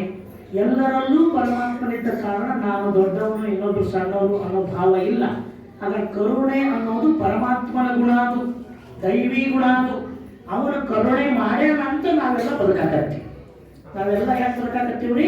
ಅವನ ಕರುಣಾ ಮಾತ್ರದಿಂದ ಬದುಕಾಕತ್ತೀವಿ. ಅದಕ್ಕೆ ಬಸವಣ್ಣವ್ರು ಏನಂತ ಕರೀತಾರೆ? ಮಹಾದಾನಿ ಕೂಡಲ ಸಂಗಮ ದೇವ ಅಂತ. ಅವನೊಬ್ಬರಿಗೆ ಕರೆಯೋದು, ಅವನೊಬ್ಬರೇ ಇಲ್ಲಿ ಮಹಾದಾನಿ, ಉಳಿದವರೆಲ್ಲ ದಾನಿಗಳದಾರ. ಅಂದ್ರೆ ಅವನಿಂದ ತಗೊಂಡು ಇನ್ನೊಬ್ರಿಗೆ ಕೊಡೋರದಾರ. ಆದ್ರೆ ಅವ ಇನ್ನೊಬ್ರಿಗೆ ತಗೊಂಡು ಕೊಡವಲ್ಲ, ತಾನೊಬ್ಬನೇ ಕೊಡವ. ಕೊಡೋದಕ್ಕೆ ಮೂಲ ಆಧಾರವೇ ಅವನೇ. ಹಾಗಾದ್ರೆ ಕೊಡೋದೈತಲ್ಲ, ಅದುವೇ ಪರಮ ಕರುಣೆ, ಪರಮಾತ್ಮನ ಕರುಣೆ. ಆ ಕರುಣೆ ಅಂತಕ್ಕಂಥದ್ದು ಪಾದೋದಕವಾಗಿ ನಮಗೆ ಬರಬೇಕಾದ್ರೆ ಸಕಲ ಜೀವಾತ್ಮರಲ್ಲಿರುವ ಪರಮಾತ್ಮನ ಸ್ವರೂಪವನ್ನು ಕಂಡು ಅಂತಃಕರುಣೆಯನ್ನು ವರ್ತಿಸೋದು, ತನ್ನಂತೆ ಪ್ರಪಂಚವೆಲ್ಲವೂ ಕೂಡ ಅಂತ ಭಾವಿಸೋದೈತಲ್ಲ, ಅದು ಕರುಣೆ. ವಿನಯ, ಸಕಲ ಜೀವಾತ್ಮರೆಲ್ಲರೊಳಗೂ ಆ ಪರಮಾತ್ಮನ ಸ್ವರೂಪವೇ ಇರುವ ಕಾರಣ ಬಸವಣ್ಣವ್ರು ಹೇಳ್ತಾರಲ್ಲ, ನಾನೊಬ್ಬನೇ ಭಕ್ತ, ಮಿಕ್ಕವರೆಲ್ಲ ಜಂಗಮಲಿಂಗ ನೀನೇ ಅಯ್ಯ ಕೂಡಲ ಸಂಗಮ ದೇವ. ಸದು ವಿನಯವೇ ಸದಾಶಿವನ ಒಲುಮೆಯಯ್ಯ, ಮೃದು ವಚನವೇ ಸಕಲ ಜಪಂಗಳಯ್ಯ, ಮೃದು ವಚನವೇ ಸಕಲ ತಪಂಗಳಯ್ಯ ಅಂತ ಬದುಕೋದೈತಲ್ಲ, ಅದು ವಿನಯ. ಇನ್ನು ಸಮತೆ ಅಂದ್ರೆ ಬಹಳ ಸಲ ನಾವು ಹೊರಗಿನ ಸಮಾನತೆಗೆ ಹೋಗ್ತೀವಿ, ಜಾತಿ ಭೇದ ಮಾಡಬಾರ್ದು, ಅದು ಮಾಡಬಾರ್ದು ಅಂತ. ಅದು ಬರಬೇಕು ಅಂದ್ರೆ ಮೊದಲು ಇಲ್ಲಿ ಒಳಗೆ ಸಮತೆ ಆಗಬೇಕು. ಇಲ್ಲೇ ಸಮತೆ ಇಲ್ಲ ಅಂದ್ರೆ ಹೊರಗೆ ಸಮತೆ ಬರೋದಿಲ್ಲ. ಈಗ ಇಲ್ಲೇ ಕುಂತೇವ, ಇಟ್ಟು ಬಸವ ತತ್ವ ಕೇಳ್ತೀವಿ. ನಾಳೆ ಮುಂಜಾನೆ ಎದ್ದ ಕೂಡಲೇ ಒಂದು ನಮ್ಮ ಮಗನಿಗೆ ಇರ್ತಾನೆ, ನಾವು ವರ ನಮ್ಮ ಮಗಳಿಗೆ ಬೇಕಾಗಿರ್ತೀವಿ, ಎಲ್ಲ ಹೇಳ್ತೀವಿ ಚಂದಾಗಿ, ಮೊದಲು ವರ್ಣನ ಮಾಡ್ತೀವಿ. ಡಾಕ್ಟರ್ ಅದಂಗ್ರಿ, ತಿಂಗಳ 10 ಲಕ್ಷ ಪಗಾರ ಐತ್ರಿ, ಎಲ್ಲ ಐತ್ರಿ ಹೇಳಿ ಅದಕ್ಕೆ ಕಿವ್ಯಾಗ ಹೇಳ್ತೀವಿ ಅಂತ. ನಮ್ಮನ್ಯಾಗ ನೋಡ್ರೆ ಮತ್ತೆ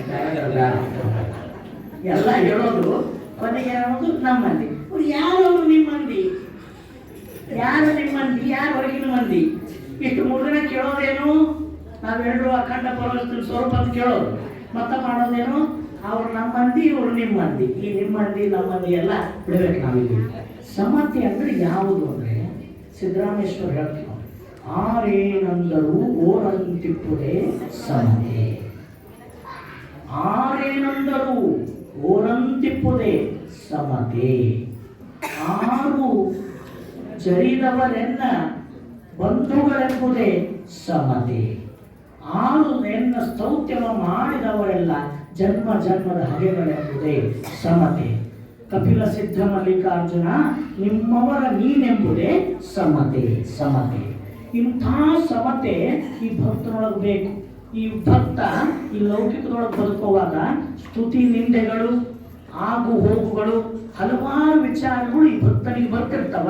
ಅವೆಲ್ಲದರ ಮಧ್ಯದಲ್ಲಿ ತಾನು ಮಾತ್ರ ಆ ಸಮತೆಯನ್ನ ಅಳವಡಿಸಿಕೊಂಡು ಆಗು ಹೋಗುಗಳೆಲ್ಲವನ್ನ ಗುರು ತೋರಿದ ಲಿಂಗಮುಖ ಅರ್ಪಣ ಮಾಡ್ತಾ ತಾನು ಮಾತ್ರ ಸಹಜವಾಗಿ ಬದುಕ್ತಕ್ಕಂಥ ಒಂದು ಪಥ ಏನಿದೆಯಲ್ಲ, ಅದು ಸಮತೆಯ ಪಥ. ಇಂಥ ಸಮತೆ, ಸುಖ ದುಃಖಗಳಲ್ಲಿ ಸಮತೆ, ನೋವು ನಲಿವುಗಳಲ್ಲಿ ಸಮತೆ, ಸ್ತುತಿ ನಿಂದೆಗಳಲ್ಲಿ ಸಮತೆ, ಈ ಎಲ್ಲವನ್ನ ಒಳಗೊಂಡಿರ್ತಕ್ಕಂಥ ಅಖಂಡ ಸಮತೆ, ಇದುವೇ ಜಂಗಮದ ಪಾದೋದಕಕ್ಕೆ ದಾರಿ ಮಾಡುವಂಥದ್ದು.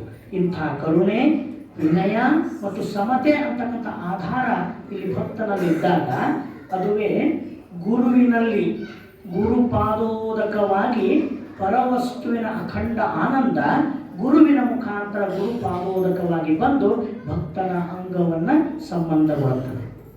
ಲಿಂಗದಿಂದ ಲಿಂಗ ಪಾದೋದಕವಾಗಿ ಬಂದು ಸಂಬಂಧಗೊಳ್ಳುತ್ತದೆ. ಜಂಗಮದಿಂದ ಜಂಗಮ ಪಾದೋದಕವಾಗಿ ಬಂದು ಸಂಬಂಧಗೊಳ್ಳುತ್ತದೆ. ಹಂಗಾಗಿ ಈ ಪ್ರಾಸೆಸ್ ಹೇಳುವಾಗ ಒಂದು ಕ್ವಶನ್ ಸಹಜವಾಗಿ ನಿಮಗೆ ಬರ್ತೈತಿ. ಮತ್ತು ಹಂಗಾಗಿ ಗುರು ಲಿಂಗ ಜಂಗಮದಿಂದ ಬರ್ತೈತಿ ಅಂದ್ರೆ ಹಂಗ ಬರ್ತೈತಿ ಅಂದ್ರೆ ಅದಕ್ಕೊಂದು ಏನಾರ ಬೇಕಲ್ಲ, ಲಿಂಕ್ ಕನೆಕ್ಷನ್ ಬೇಕಲ್ಲ. ಬರ್ತೈತಿ ಅಂದ್ರೆ ಹೆಂಗೆ ಬರ್ತೈತಿ ಹೇಳ್ರಲ್ಲ. ಈಗ ವಿದ್ಯುತ್ ಉತ್ಪಾದನೆ ಶರಾವತಿ ಘಟಕದೊಳಗೆ ಆಗ್ತೈತಿ, ನಮ್ಮ ಮನೆಯೊಳಗೆ ಕರೆಂಟ್ ಬರ್ತೈತಿ. ಅಲ್ಲಿ ಉತ್ಪಾದನೆ ನೋಡಿದ್ರೆ ಮೆಗಾವ್ಯಾಟ್ ಆಗೈತಿ, ನಮ್ಮ ಮನೆ 1 ಕಿಲೋವ್ಯಾಟ್ ಬರ್ತೈತಿ, ಕಾರ್ಖಾನೆಗಳಿಗೆ ಬರ್ತೈತಿ ಅಂದ್ರೆ ಹೆಂಗೆ ಬರ್ತೈತಿ ಬೇಕಲ್ಲ. ಏನ್ ಮಾಡ್ಯಾರ? ಕೇಬಲ್ ಹಾಕ್ಯಾರ. ಅಲ್ಲಿಂದ ಇಲ್ಲಿ ತನಕ ಕೇಬಲ್ ಅದಾವ. ಅದನ್ನ ತಗೊಂಡು ಬಂದು ಡಿವೈಡ್ ಮಾಡ್ತಾರ. ಅದಕ್ಕೆ ಗ್ರಿಡ್ ಅಂತ ಮಾಡಿರ್ತಾರೆ, ಎಲೆಕ್ಟ್ರಿಕ್ ಗ್ರಿಡ್ ಅಂತ. ಅಲ್ಲಿ ಬಂದು ಅದನ್ನ ಡಿವೈಡ್ ಮಾಡ್ತಾರೆ. ಮತ್ತೇನಾರ ಅಲ್ಲಿಂದ ಸೀದಾ ನಮ್ಮ ಮನೆಗೆ ಕೊಟ್ಟರೆ ಎಲ್ಲ ಬಿಲ್ಡಿಂಗ್ ಡಂಪ್ ಅಂದ್ಬಿಡ್ತೈತಿ. ಅದಕ್ಕೆ ಏನ್ ಮಾಡ್ತಾರೆ? ನಿಯಂತ್ರಣ ಮಾಡಿ ಕೇಬಲ್ ಹಾಕ್ಯಾರ. ಆ ಕೇಬಲ್ ಏನ್ ಮಾಡ್ತೈತಿ? ವಾಹಕವಾಗಿ ವರ್ತಿಸಿ ಅನಂತವಾದ ಶಕ್ತಿ ವಿದ್ಯುತ್ ಇರ್ತೈತಲ್ಲ ಪವರ್ಫುಲ್ ಆಗಿ, ಅದನ್ನು ನಮ್ಮ ಮನೆ ಮಠ ತಗೊಂಡು ಬರೋದು ಯಾವುದು? ಕೇಬಲ್. ಹೌದಲ್ರಿ? ಅದು ವಾಹಕ. ಹಾಗೆ ಪರವಸ್ತುವಿನ ಪರಮಾನಂದ ಸ್ವರೂಪವಾಗಿರ್ತಕ್ಕಂಥ ಆ ಒಂದು ಕರುಣೆ, ವಿನಯ, ಸಮತೆಗೆ ಒಲಿದು ಬಂದಿರತಕ್ಕಂಥ ಪಾದೋದಕ ಇದೆಯಲ್ಲ, ಅದು ಗುರುವಿನಿಂದ, ಲಿಂಗದಿಂದ, ಜಂಗಮದಿಂದ ನಮಗೆ ಬರಬೇಕು ಅಂದ್ರೆ ಹೆಂಗೆ ಬರ್ತೈತಿ? ಮತ್ತೆ ಇಲ್ಲೊಂದು ಏನಾರ ಕೇಬಲ್ ಬೇಕಲ್ಲ, ಹಂಗ ಬರ್ತೈತೆ ಬಾ ಅಂದ್ರೆ ಬಂದ್ಬಿಡ್ತೈತೆ ನಮ್ಮ ಮನೆಗೆ. ಏನು ಕಂಪಲ್ಸರಿ ನೀರ್ನಾಗ ಬರ್ತೈತೋ, ಇವ್ರು ಚಲೋ ಅದಾರ, ಇವ್ರ ಮನೆ ಪಾದೋದಕ ಬಿಡೋಣ ಅಂತ ಬಿಡ್ತಾರೇನೋ? ಬಿಡಲ್ಲ. ಹೆಂಗೆ ಬರ್ತೈತಿ? ಅದಕ್ಕೊಂದು ಕೇಬಲ್ ಬೇಕಲ್ಲ. ಅವಾಗ ಅಲ್ಲಿ ಬಳಕೆ ಆಗೋದೇ ಜಲತತ್ವ. ಜಲತತ್ವ ಇದು ಪಾದೋದಕಕ್ಕೆ ಆಧಾರ ಯಾವ್ದ್ರಿ? ಜಲತತ್ವ. ಆ ಜಲತತ್ವವೇ ಯಾಕೆ ಪಾದೋದಕಕ್ಕೆ ಬೇಕು? ಕರುಣೆ, ವಿನಯ, ಸಮತೆ ತಗೊಂಡ್ಬಾರ್ದಂದ್ರೆ ಜಲದಲ್ಲಿ ಒಂದು ವಿಶೇಷ ಗುಣ ಇದೆ. ಅದಕ್ಕೆ ಏನಂತ ಕರೀತಾರ? ಪಿಂಡೀಕರಣ ಅಂತ ಕರೀತಾರೆ. ಏನನ್ನ ಅದರೊಳಗೆ ನೀವು ಬೆಳೆಸ್ತೀರಿ ಅದನ್ನು ಹಿಡಿದಿಟ್ಟುಕೊಳ್ಳೋ ಶಕ್ತಿ ಜಲತತ್ವಕ್ಕೈತಿ. ಕರಗಿಸಿ ಹಿಡಿದಿಟ್ಟುಕೊಂತೈತದು. ನೀವು ಮನ್ಯಾಗ ಉಪ್ಪು ಹಾಕ್ರಿ, ಉಪ್ಪು ಕರಗಿಸಿ ಹಿಡಿದಿಟ್ಕೊಂತೈತಿ. ಸಕ್ಕರೆ ಹಾಕ್ತೀರಿ, ಸಕ್ಕರೆ ಕರಗಿಸಿ ಹಿಡಿದಿಟ್ಕೊತೀವಿ. ಎಲ್ಲ ಒಗ್ಗರಣೆ ಹಾಕಿ ತಯಾರು ಮಾಡಿ ನೀರು ಹಾಕ್ತೀರಿ, ಸಾರಾಕೈತಿ. ನೀವು ಏನು ಹಾಕ್ತೀರಿ ಅದನ್ನು ಹಿಡಿದಿಟ್ಟುಕೊಂಡು ನಿಮಗೆ ಮತ್ತೆ ಕೊಡುವಂಥ ಶಕ್ತಿ ಅದಕ್ಕೈತೆ. ಅದಕ್ಕಾಗಿ ಗುರುವಿನ ಕರುಣೆ, ಲಿಂಗದ ಕರುಣೆ, ಜಂಗಮದ ಕರುಣೆ ಅವ್ಯಕ್ತ ಸ್ವರೂಪರಾಗಿರ್ತೈತಿ. ಅದಕ್ಕೆ ರೂಪ ಇರೋದಿಲ್ಲ. ಗುರುಲಿಂಗ ಜಂಗಮದ ಕರುಣೆಗೆ ರೂಪ ಇರೋದಿಲ್ಲ. ಆ ನಿರೂಪವಾಗಿರ್ತಕ್ಕಂಥ ಪರಮಾನಂದ ಸ್ಥಿತಿ ಇದೆಯಲ್ಲ, ಅದು ಜಲತತ್ವದಲ್ಲಿ ಬಂದು ಕರಗುತ್ತೈತಿ. ಆ ಜಲವನ್ನ ನಾವು ಸ್ವೀಕಾರ ಮಾಡಿದಾಗ ಅದು ಜಲ ಅನಿಸ್ಕೊಳ್ಳೋದಿಲ್ಲ, ಪಾದೋದಕದ ಸ್ವರೂಪವನ್ನು ತಗೊಂತೈತಿ. ಅಂದ್ರೆ ವಾಹಕ ಯಾವುದು? ಜಲವೇ ವಾಹಕ. ಹಂಗಾದ್ರೆ ಈಗ ಸ್ಪಷ್ಟವಾಗಿ ಅರ್ಥ ಮಾಡ್ಕೋಬೇಕು. ಅಂತಪ್ಪ ಯೋಗ್ಯರಾದ ಸುಜ್ಞಾನ ಸತ್ಕ್ರಿಯಾಮೂರ್ತಿಯೇ ತಾನಾದ, ಮತ್ತು ಅಜ್ಞಾನಿಗಳು, ಅವಿವೇಕಿಗಳು, ಜಾತಿ ಜಂಗಮರು ಅಲ್ಲ, ಸುಜ್ಞಾನ ಸತ್ಕ್ರಿಯಾಮೂರ್ತಿ ಆಗಿದ್ದರೆ, ತನ್ನ ತಾನಿದ ಸ್ವಯಂ ಅನುಭಾವಿಯಾಗಿದ್ರೆ, ಅಂಥವರನ್ನು ಗುರುವಾಗಿ ಸ್ವೀಕರಿಸಿ ನಾವು ದೀಕ್ಷೆಯನ್ನು ಪಡೆದರೆ, ಅಂತಪ್ಪ ಗುರುವಿನ ಪಾದದಂಗುಷ್ಟದಲ್ಲಿ, ಅವರ ಹೃದಯ ಕಮಲದಲ್ಲಿ ತುಂಬಿರ್ತಕ್ಕಂಥ ಪರಮಾನಂದವೇ ಆ ಪಾದ ಪೂಜೆಯ ನಂತರ ಪಾದೋದಕವಾಗಿ ಜಲದಲ್ಲಿ ಬಂದು ಹಿಡಿದಿಟ್ಟುಕೊಳ್ಳುತ್ತದೆ. ಲಿಂಗ ಪೂಜೆಯನ್ನ ಮಾಡಿದ ನಂತರ ಆ ಗುರು ಲಿಂಗ ಜಂಗಮರನ್ನ ಭಾವದಲ್ಲಿ ಸಂಬಂಧಿಸಿಕೊಂಡು ನಾವು ಇದು ಗುರು ಪಾದೋದಕ, ಲಿಂಗ ಪಾದೋದಕ, ಜಂಗಮ ಪಾದೋದಕ ಅಂತ ಹೇಳ್ಕೊಂಡಾಗ ಆ ಲಿಂಗದೊಳಗೆ ಏನು ಪರಮಾನಂದ ಐತಲ್ಲ, ಈ ಲಿಂಗ ಸಾಮಾನ್ಯ ಅಲ್ಲ, ಈ ಲಿಂಗದೊಳಗೆ ಪರಮಾನಂದ ಗಟ್ಟಿನೇ ತುಂಬೈತಿ. ಆ ಲಿಂಗದೊಳಗಿರ್ತಕ್ಕಂಥ ಪರಮಾನಂದ ಕರಗಿ ಈ ಜಲದಲ್ಲಿ ಬೆರೆತು ಪಾದೋದಕವಾಗಿ ನಮ್ಮ ಅಂಗಕ್ಕೆ ಬರ್ತೈತಿ. ಅದೇ ರೀತಿಯಾಗಿ ಚನ್ನಬಸವಣ್ಣವ್ರು ಹೇಳಾರಲ್ಲ, ಅರಿವು ಆಚಾರ ಉಳ್ಳದೆ ಜಂಗಮ ಅಂತ. ಅಂತಪ್ಪ ಅರಿವು ಆಚಾರ ಉಳ್ಳ ಜಂಗಮ ಬಂದಾಗ ಅವರನ್ನ ಅಲಕ್ಷಿಸದೆ, ನಮ್ಮಲ್ಲಿ ತತ್ವ ಇಲ್ಲ ಅಂತ ಬಿಡದೆ, ಆ ಜಂಗಮ ಅಂತಕ್ಕಂಥದ್ದು ಸ್ವಯಾನುಭವಿ ಜಂಗಮ. ಆ ಜಂಗಮನಲ್ಲಿ ಗುರುವೂ ಇದೆ, ಲಿಂಗವೂ ಇದೆ, ಜಂಗಮವೂ ಇದೆ. ಅಂಥ ಜಂಗಮದ ಪಾದದ ಅಂಗುಷ್ಟದಲ್ಲಿ ಪಾದೋದಕವನ್ನು ಪಡ್ಕೊಂಡ್ರೆ ಅಲ್ಲಿ ಜಂಗಮದ ಮುಖಾಂತರವಾಗಿ ಪರವಸ್ತುವಿನ ಪರಮಾನಂದವೇ ಅವರ ಪಾದದ ಅಂಗುಷ್ಟದ ಬ್ರಹ್ಮರಂಧ್ರದ ಮೂಲಕವಾಗಿ ಹರಿದು ಬಂದು ಜಲದಲ್ಲಿ ಬೆರೆತು ಭಕ್ತನ ಅಂಗವನ್ನು ಸೇರಿಕೊಳ್ತದೆ. ಹಾಗಾಗಿ ಪಾದೋದಕ ಅಂದ್ರೆ ಪರಮಾನಂದ ಈ ಭಕ್ತನ ಅಂಗಕ್ಕೆ ಬಂದು ಸೇರ್ಬೇಕಾದ್ರೆ ಅದು ವಾಹಕವಾಗಿ ಕೆಲಸ ಮಾಡೋದೇ ಜಲತತ್ವ. ಆದ್ರೆ ಅವಾಗ ಜಲ ಅಲ್ಲ, ಅದು ಪಾದೋದಕ. ಪರಮಾತ್ಮನ ಪರಮಾನಂದವನ್ನ ತನ್ನಲ್ಲಿ ಕರಗಿಸಿ ಹಿಡಿದಿಟ್ಟುಕೊಂಡಿರೋ ಕಾರಣಕ್ಕಾಗಿ ಅದಕ್ಕೆ ಏನಂತ ಕರೀತಾರೆ? ಪಾದೋದಕ. ಪಾದೋದಕ ಅಂತ ಕರೀತಾರೆ. ಆದ್ರೆ ಕೆಲವು ಸಂದರ್ಭದಲ್ಲಿ ಆಚರಣೆ ಯಾಕೆ ಬೇಡ ಅಂತ ಹೇಳೋದು ಅಂದ್ರೆ, ಇದು ಕೆಲವೊಂದ್ಸಾರಿ ಯಾಂತ್ರಿಕ ಕ್ರಿಯೆಯಾಗಿ ಜಾತಿ ಆಧಾರಿತವಾಗಿ, ಕುಲಾಧಾರಿತವಾಗಿ ನಡೆದರೆ ಅದು ಬಸವ ತತ್ವಕ್ಕೆ ವಿರುದ್ಧ ಆಗ್ತದೆ. ಬಸವಾದಿ ಪ್ರಮುಖರ ಪ್ರಕಾರ ಅಂತ ಆಚರಣೆಯನ್ನು ಸ್ವತಃ ವ್ಯಕ್ತಿ ಬದ್ಧತೆಯಿಂದ ಆಚರಿಸಬೇಕು. ಬದ್ಧತೆಯಿಂದ ಆಚರಿಸಬೇಕು. ತನ್ನ ಬದುಕಿನುದ್ದಕ್ಕೂ ಯಾವ ಸಂದರ್ಭದಲ್ಲೂ ಆ ತತ್ವಜ್ಞಾನಕ್ಕೆ ಚ್ಯುತಿ ಬರದಂತೆ ನಡ್ಕೋಬೇಕು. ಅಂತ ಒಂದು ಅರಿವು, ಆಚಾರ, ಅನುಭವಗಳಲ್ಲಿದ್ರೆ ಅವನು ಪರವಸ್ತುನೇ. ಅವನು ಬಿಟ್ಟು ಇನ್ಯಾವ ಪರವಸ್ತು ಐತೆ ನಮಗೆ? ಅವನೇ ಪರವಸ್ತು. ಅಂತ ಪರವಸ್ತುವಿನ ಸ್ವರೂಪ ಸಿಕ್ಕಾಗ ನಮ್ಮ ಲಿಂಗದಾಗ ಎಲ್ಲ ಐತಿ ಅಂತ ಅವ್ರನ್ನ ಬಿಟ್ಟು ಇಲ್ಲಿ ಮಾಡೋದಲ್ಲ. ಅವರಿದ್ದಾಗ ಅವರಲ್ಲೂ ಪಾದೋದಕ ಪ್ರಸಾದ ಸಂಬಂಧವನ್ನ ಮಾಡ್ಕೋಬೇಕು ಅಂತಕ್ಕಂಥ ಸಾಕ್ಷಿ ವಚನಗಳಲ್ಲ. ಅಂಬೇಡ್ಕರ್ ಚೌಡಯ್ಯನವರು ಹೇಳ್ತಾರೆ, ಅಂತ ಗುರು ಜಂಗಮರು ನಮ್ಮ ಹತ್ರ ಬಂದಿರ್ತಾರೆ.